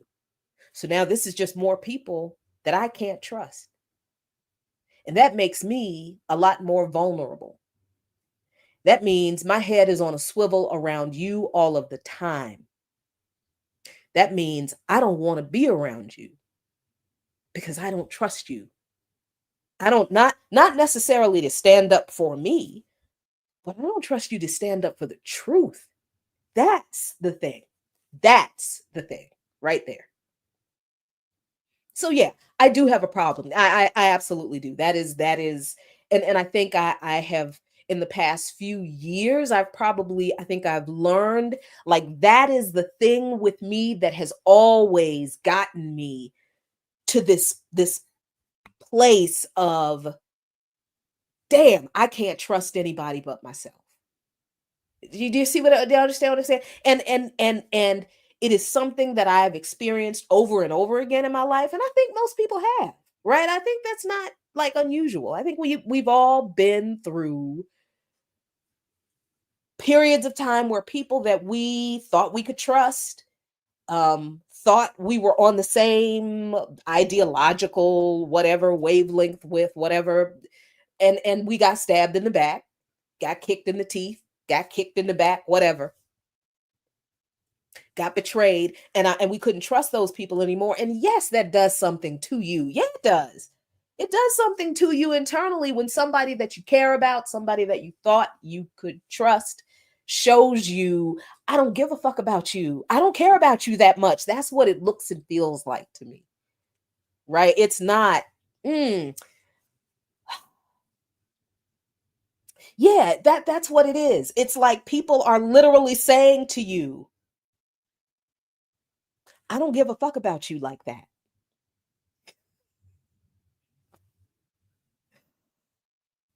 Whew. And that bothers me because how am I going to be in any kind of relationship working toward anything with people who don't give a fuck about the people they are working toward anything with? That to me lets me know that anybody and anything could come along and pull you away from the mission, can pull you away from the people. The first sign of discomfort, you gonna back away. You gonna drop the line and you gonna hop on the other side of the barricade so you can be comfortable. Because you don't want to get involved in this mess, this messy stuff. But the people who are getting the shit thrown on them, we've got to deal with all of the mess that we now have to clean off of ourselves. And then we have to do some mental gymnastics to deal with how we were treated. Then we got to do mental gymnastics to deal with the people who we realize were not there for us. And at some point in dealing with this mistreatment that anybody should feel a certain way about, and that's kind of another thing. I'm not sure why organizers are expected to not have feelings, because we are still human beings. We are not superhumans. We are not superheroes. We're people, just like you. So we like to be respected and supported and treated like, you know, we have value to the people that we work with, that the people that we work with actually do care about us. I'm not asking you to be my best friend and to love me, but damn, can you at least, if somebody is lying about me, can you at least say, oh, damn, I mean, I know she kind of crazy, but that shit ain't true. You know? But but in this deconstructing the betrayal and our feelings and our emotions and how we felt and trying to figure out why people that we work with would do such a thing to us, at some point we do have to get to the point where we're like, you know what? I can't do anything about what was done to me, what was done, what was not done, but I know why I'm here. So now I have to figure out how I move around these people to continue to do the work that I know I am here to do, because I'm not abandoning my path because of these niggas. Nope. I am not responsible for what they do. I am responsible for what I do. And I'm not going to stand in front of Jesus, God, the ancestors. I'm not going to stand in front of my mama, my grandmama, and my husband on Judgment Day and explain, well, I stopped organizing because people hurt my feelings too many times.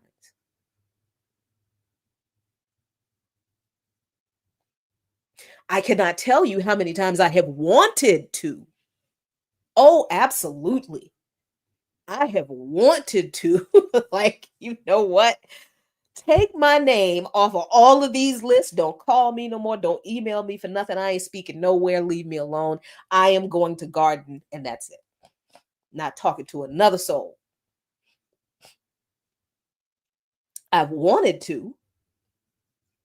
And I argue that this is pretty common among a lot of dedicated organizers. You're not going to tell me. You are not going to tell me organizers do not be like, I can't do this. It's just dragging people to freedom against their will. I can't do. I'm fighting this one. I'm fighting that one. I'm fighting this one over here. Oh, this one coming in punching from above. Oh, they punching up from the. Everybody's punching. Nobody is sitting and listening and wanting to help with the work. People are coming in with their own agendas. People are coming into the formation trying to see what the formation can do for them. Everybody's an opportunist. Everybody's coming in with their ideas, but nobody's coming in saying, what can I do to advance the work that you are doing? All of that. Woo. You can't tell me people who have been in this longer than I have not repeatedly been like, nope, no more meetings, no more. These ungrateful niggas out here, nope. I think most of us do. I think most of us have had those internal struggles, but the real ones keep going. We keep showing up. We keep coming to the meetings. We keep doing the political education. We keep doing these, social media shows now that we have social media and we can popularize our political education better, easier, more widely now. We do this. We do the meetings and we do the internal groundings and we keep doing it. The real ones keep going. But that does not mean we don't keep going while we are wounded, limping, hurting, in pain, mad as hell at the system and at 5 niggas who just made the last year harder than it needed to be. That's the truth. That is just the truth. I don't want people to think that when we get on here all the time and we're telling people get in an organization, that you join an organization and everything becomes perfect and you understand everything. And no. We all have to be cleansed of this colonial mindset that causes us to behave with each other in these backward, destructive, ridiculous ways while we're still clinging to the lies of the Democratic Party and propping up the Republicans as a bigger boogeyman than they really are. Are they evil? Sure. But so are the Democrats. Everything I just talked to you about, what happened in regard to policy in the last 4 years happened under Democrats. So the question is absolutely not, do you want another Trump presidency? I'm like, what the fuck? We survived the first one. He doesn't want a nuclear war any more than anybody else wants a nuclear war. So I'm pretty sure that's not going to happen. Because capitalists want to live too, because they exist to make more money. So they're not going to risk a nuclear war. Get out of here. That makes no sense. It really doesn't make any sense. Now, accidentally, I can see that happening. But intentionally, you just go blow everything and everyone that makes your money up. Come on now. No capitalist is going to do that. So yeah, we're going to survive Trump. We will. Will it be difficult? Sure. You think the last 4 years under Biden and Harris were easy? You were not paying attention. So here we are, 2024, another Trump presidency, another Democrat that treated its base, Black voters, like garbage, actively courted right-wing voters who were never going to vote for a Black woman. The racism in this race, that's where it is. It is with white Trump voters, the old ones who voted for him the first time. They were never going to vote for anybody who is not white. That is where the racism is. But this thing about blaming Black men, blaming progressives, blaming the left, no, that's not racism. Or the reason voters chose not to vote for Harris and voted third party or didn't vote at all. No, that's not racism. That's genocide. People absolutely refuse to vote for any evil. And imagine living in a country surrounded by a bunch of people who are supposed to be like the conscience of the nation, the Black folks, because of what we've been through. Imagine being around all of those folks who all of a sudden now are like, no, genocide's fine. No. Evil is good. Yeah, we're okay with evil because I'm willing to vote for evil because cheap eggs that she also was not going to give you, by the way. She wasn't going to do shit about price gouging because grocery stores are installing those digital price signs, those little digital price displays, so they can change the price of the items on the shelves like that. And nobody has to be in the store to do it. Nobody has to use a little price sticker thingy machine. Nope, somebody at a computer. And here's the get this. Nobody has to actually be sitting at a computer at the time the price change happens, because all they have to do is program the software to change the prices whenever they want, how many times they want, and however high they want it, all without any human interaction except for the point of programming. Oh, and installing the little digital display on the shelf. Kamala Harris didn't say anything about that because she won't gonna do shit about it. So for all of the shitting on Black men, on progressives, on the left, on DEI, on being woke that Black folks y'all participated in and that you're still participating in to explain away why Kamala Harris lost, no, it was absolutely a wasted effort. It was an absolute wasted effort because you were making excuses for somebody who wasn't going to do anything that she said she was going to do. And you ended up getting the same thing that because she was campaigning to the right of Trump.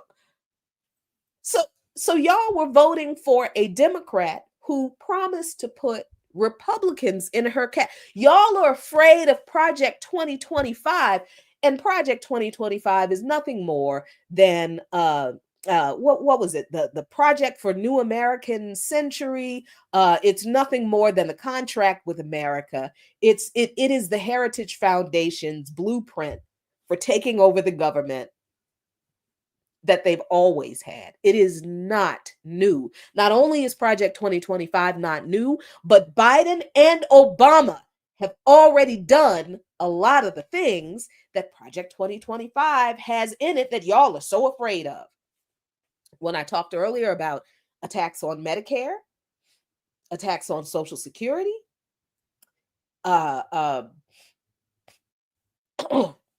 school privatization and getting rid of the Department of Education, Obama offered to reduce the cost of living increase for Social Security to appease the Republicans. Just offered it to them. They didn't even demand it. They were negotiating something, and he said, "Okay, I tell you what. You can cut the Social Security cost of living increase. How about that? If we change the formula so that the cost of living increase isn't as high as it normally would be, how about that? Would you vote for my thing then?" That's what he did. Medicare, you're afraid that Donald Trump is going to cut Medicare.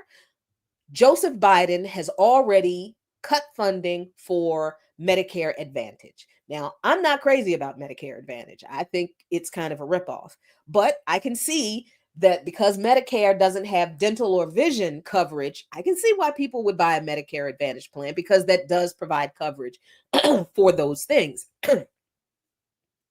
But the fact that Biden already cut funding to Medicare Advantage, which means he did cut funding to Medicare. What y'all scared of is already happening. Trump ain't even, he hasn't even had his first day of office yet. And Medicare has already been cut. What was the other thing?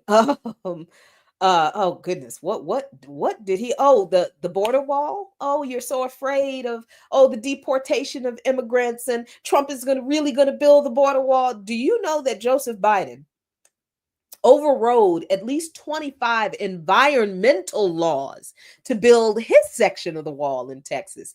Yes, he did. He did that. Project 2025.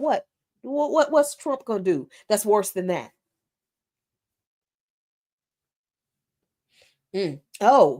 Abortion rights. Everybody is so afraid. Project 2025. They're gonna ban abortion across the country. Wouldn't have been a problem if the Democrats had codified Roe versus Wade under Obama. But what did Obama and Pelosi and every Democrat who had something to say on the issue, what did they say? Abortion is not a priority. It is not a priority right now. And then people are afraid about the Supreme Court. Oh, more conservative judges. Project 2025. The makeup of the Supreme Court didn't have to be this way had Obama used the recess appointments and put Merrick Garland in there. Not saying that Merrick Garland would have been any better than any of them, but if the argument is that the Supreme Court is why we needed to keep Donald Trump out of the White House, well, I mean, when the Democrats were in the White House, what the fuck did they do with the Supreme Court? Nothing. Because Obama didn't do recess appointments. Because when Obama asked Ruth Bader Ginsburg to step down so he could replace her with a liberal justice, she said, "Fuck you, nigga, no." She might as well have said it. Might as well have said those exact same words, because that attitude that she gave, and so many of y'all women were like, "That's right, Ruth, that's right. Tell that man where to go." And y'all are the same people sitting here talking about you scared of Project 2025 because Trump is going to ban abortion across the country, but you didn't have any heat, none, for Barack Obama not protecting women's reproductive rights when he not only had the opportunity to, but he had the infrastructure to ensure that it happened. Oh, that's right. That was the other thing. Y'all are afraid that Trump is he's gonna abolish the Department of Education. Y'all do know that Obama had Rahm Emanuel, who worked with Betsy DeVos in Chicago to privatize Chicago's public schools, and Arnie Duncan, also who worked with Emanuel in Chicago. I think it was Arnie Duncan who was the head of the Department of Education or Education in Chicago. But Duncan was also involved with the privatization of public schools in New Orleans post-Katrina. There are no public schools in in New Orleans right now post-Katrina. Why? Because according to Arnie Duncan, Katrina was the best thing that could have happened to the charter and private school movement in New Orleans, because that's all that exists in New Orleans now are charter schools. Those were the people who Obama chose for his administration to head the Department of Education. So Barack Obama began the privatization of public education in the United States through the Department of Education. He began the dismantling of the Department of Education. Y'all did a lot of work shitting on Black folks, shitting on progressives, shitting on leftists, shitting on just being conscious of what this system really is. Some of y'all did a lot of nasty work to convince people that they had to vote for the woman who is not only committing a genocide, but who didn't have any policies that would do anything for any of us. And y'all did it with nasty attitudes, and you somehow wonder like how it happened that she didn't win. Y'all didn't appeal to anybody that you needed to vote for you. Even though most Black men and Black women who were eligible to vote actually did vote for her. Vast majority of Black folks, men and women, did indeed vote for Kamala Harris, the eligible voters, the ones who did vote. Absolutely did. But instead of appealing to the working class, poor people, marginalized folks, queer and trans communities, disabled people, instead of appealing to the needs of those people, because that's the biggest block, that's the biggest voting block of people in this country. Why wouldn't you appeal to them instead of the fucking right wing? Because they don't give a shit about us. They don't appeal to the largest voting bloc in this country because they do not want to ever do anything for the largest voting bloc in this country, because their donors are not going to give up off of any of that money to make any of it happen. In order for us to get the things we need, one of two things have to happen. The capitalist class has to realize this is not fair. We should not be withholding all of this money. These people would support the Democratic Party endlessly until the end of time if we just release some of these resources that we have hoarded to them and raise their wages and bring the benefits that we used to have when the middle class developed in this country after World War, what was it, one or two? After one of the world wars, the middle class it didn't emerge, it developed through the economic windfall of war. That there's no other way to say that. The U.S. made a lot of money off of building and selling bombs. That is partially how the middle class was built in this country. Thank you, MJ Beats. World War II. You know, so it's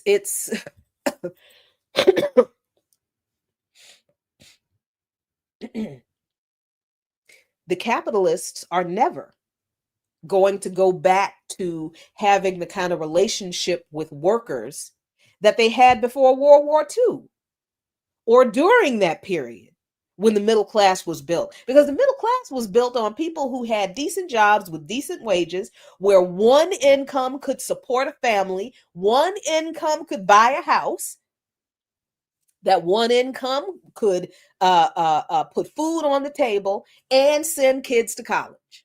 One income. And people had benefits that were paid for by the company, and they had paid vacation and sick leave, and they had a thing that y'all don't know nothing about, a pension.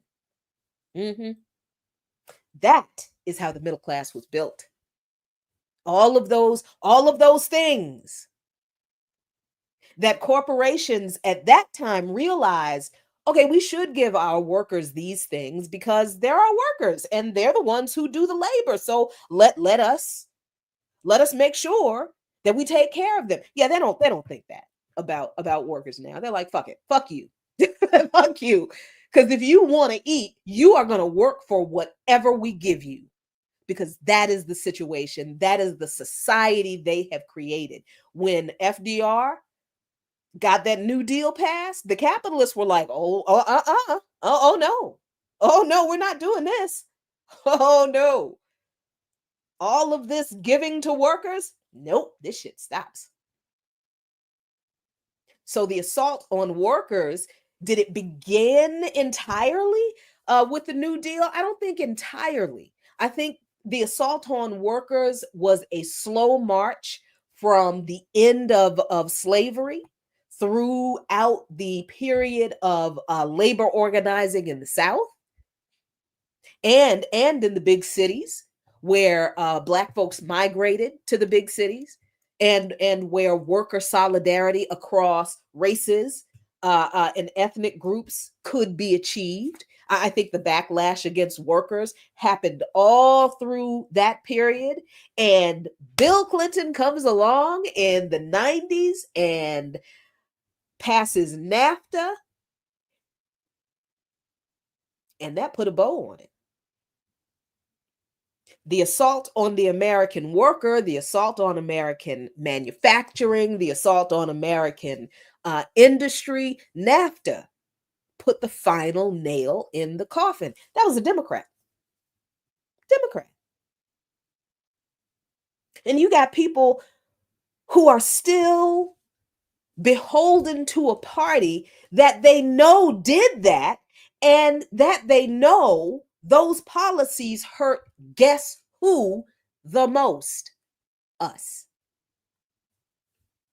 It's wild. It is wild. It was wild to me, and I'm sorry. It's 7:10, and I don't want to. I'm not gonna go over too much because I don't want you to miss anything that's coming up after this. But it was wild to me to watch people let Bill Clinton lie about Palestine. The way they just lapped it up like it was that motherfucker is a liar. He's an imperialist murderer. That's the man who, along with the Republicans, shipped American jobs overseas. And these people are still sitting here talking about we have to vote for the Democrats because they're better for us than the Republicans. Oh yeah?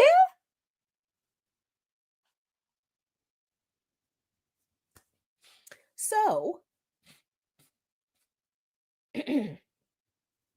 what comes next? As people were asking, just and I don't understand what the disconnect was with people in that chat in the Remix Morning Show. I really do not understand what people were not getting, because we don't say anything different anytime you watch any of us talk about organizing. We say the same thing over and over and over and over and over again. So I don't understand what people are unclear about. I really don't. I really don't. And the whole thing about, oh, we have to be patient with people, and we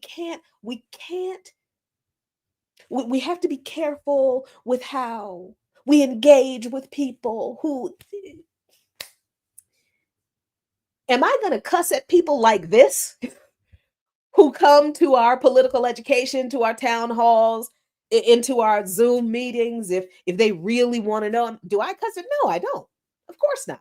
No, because I know people don't understand. But y'all, how long y'all been watching me? How long have y'all known about that? How long have you been watching Black Liberation Media? How do you not know that organizing is the only solution for the mess we are in? Organizing toward revolution, and a socialist revolution, because I hope you do realize that the right wing is organized for a fascist revolution right now. So if we don't organize and move to build the society for the people that we need on the ashes of this bitch, guess who will? They are ready to. And as soon as they see us hesitate, they will move. And they will move against us first. Keep not believing that if you want. Keep believing that you can solve the problem of the collapse of the empire and the void that it will create, that the right wing will step right into, because that's why they're creating they know. Do you understand? It's not.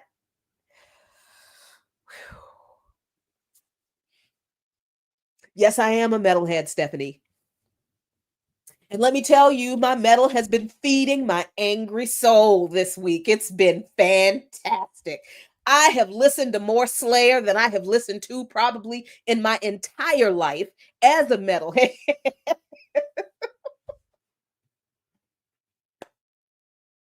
I have listened to Zulu so many times. Zulu is a what are they? South African metal band, I believe. Amazing. There's another Nigerian metal band that, oh my God, they are so good. Yes, I am a metalhead, and metal helps me release aggression that otherwise I cannot legally release. Weightlifting also does that. So I've been doing that too. I've been getting back into weightlifting. It's good for my health. It's good for the kidney, good for the muscles, good for the aggression.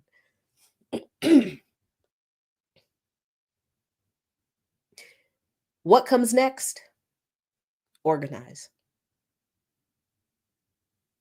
That's all there is. That is all there is.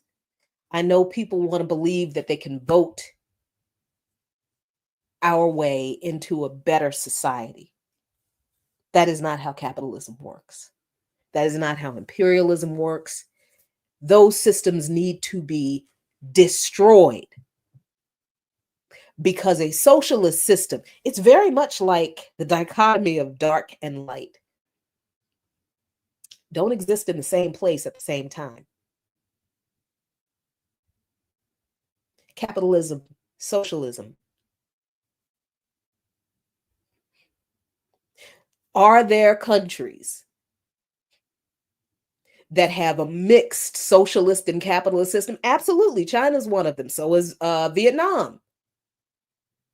We know that Russia is not a socialist country. They're very capitalist, but they actually still have aspects of social policy from when they were the Soviet Union, because they still have government-sponsored healthcare. All that government housing still taken care of by the Russian government. And though that housing, for a lot of younger Russians, they want that housing. There are waiting lists for people. They're literally waiting for the original inhabitants of those apartments to die from the old Soviet era housing programs. Yeah, there's a waiting list for those. So yes, even socialist governments can, and very often do, incorporate some aspects of capitalism into their economy in order to make money, to carry out the socialist policies that they want, to take care of their people. But in these countries, what doesn't happen is that capitalists control the government. It is the other way around. The government has a very tight control over capitalist industry, to the point where, at least in China, they will lock you up if you exploit people, and don't let somebody die. Because when the manufacturer of the tainted baby food in China, because that did happen a few years ago, some manufacturer cut some corners, didn't want to pay for the health inspections of the facility. The baby formula got tainted with some germ, with some virus, went to the market, fed to babies. I think it was exactly 2 babies in China died because of this tainted formula. And this was before the tainted formula thing that happened in the United States. Yeah. So 2 babies died in China. And you have to understand, China is an enormous country, but 2, I think, babies died in China. And what was the Chinese government's response? They didn't just lock the CEO of the company up. Oh, no. They executed him. They put him to death because his capitalist greed, and this is almost verbatim the statement from the Chinese Communist Party, his capitalist greed endangered the lives of China's children, imperiled the prosperity of China's next generation, with no regard to the health and safety of the Chinese people. And because of that, he has betrayed the people. And because of his betrayal of the people, he must pay with his life. And let this be an example to the rest of you CEOs. Not only are we going to continue to take a large percentage of the profits you make, but fuck around and find out. harm another one of our people, and you will end up on the chopping block just like this spammer. In the housing crisis that decimated Black household wealth, if you even want to call it that. It wasn't wealth. It was just we owned a house and maybe had a little bit of equity in it. But with the amount of household wealth that was lost among Black people alone in the housing crisis, who went to jail? And we know whose fault it was. It was Steve Mnuchin's fault. He was the one who started this mess in California when guess who was the Attorney General? Kamala Harris. She should have prosecuted him then. She refused.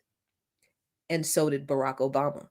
Nobody went to jail for making tens, if not hundreds of thousands of Black homeowners homeless.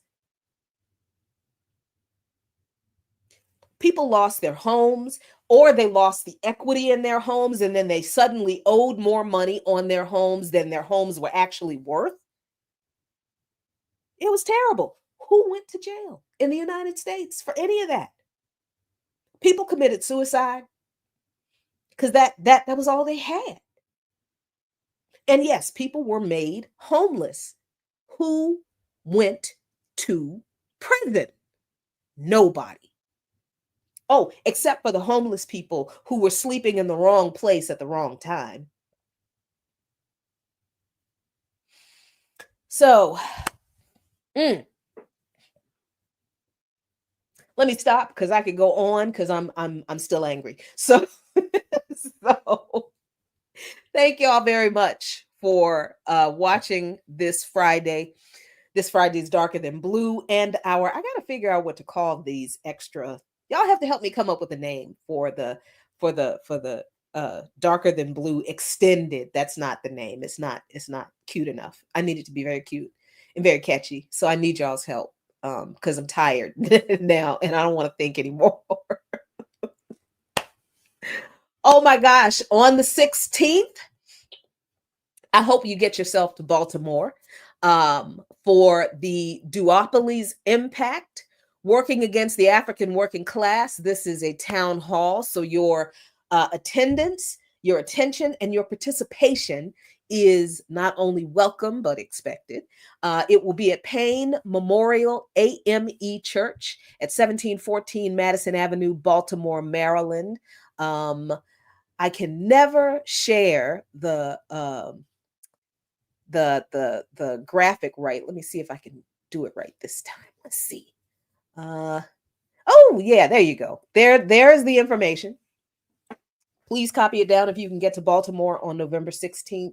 It's from 1 to 3 o'clock. Doors open at 12:30. Food, childcare, masks are provided. Masks are required because COVID is still outside. Thank you all very much. It's darker after hours? Oh, okay. I like it. I like it. Okay. You got, please. Yeah, let's see. Blue after hours. Oh, no, wait. Blue after hours is good though. Yes, because I use a lot of blue language and I love it. Oh boy, we're going to figure this name out, y'all. I appreciate y'all so much. I really do. Thank you so much for listening to me every Friday rant and rave and try to figure out where the hell I'm going to be in this next iteration of whatever it is I am doing. It's been so much going on the past 3-4 years. It's been very hard to have a consistent path. And I really appreciate you all sticking with me through all of the inconsistency and figuring out what the devil is going to happen next and how I'm going to deal with that. So thanks so much. I'll see you next week, as far as I know. And until then, a luta continua. We're going to have to keep fighting, y'all. But if we do, I promise, Victoria Acerta. Victory is certain. Peace, people.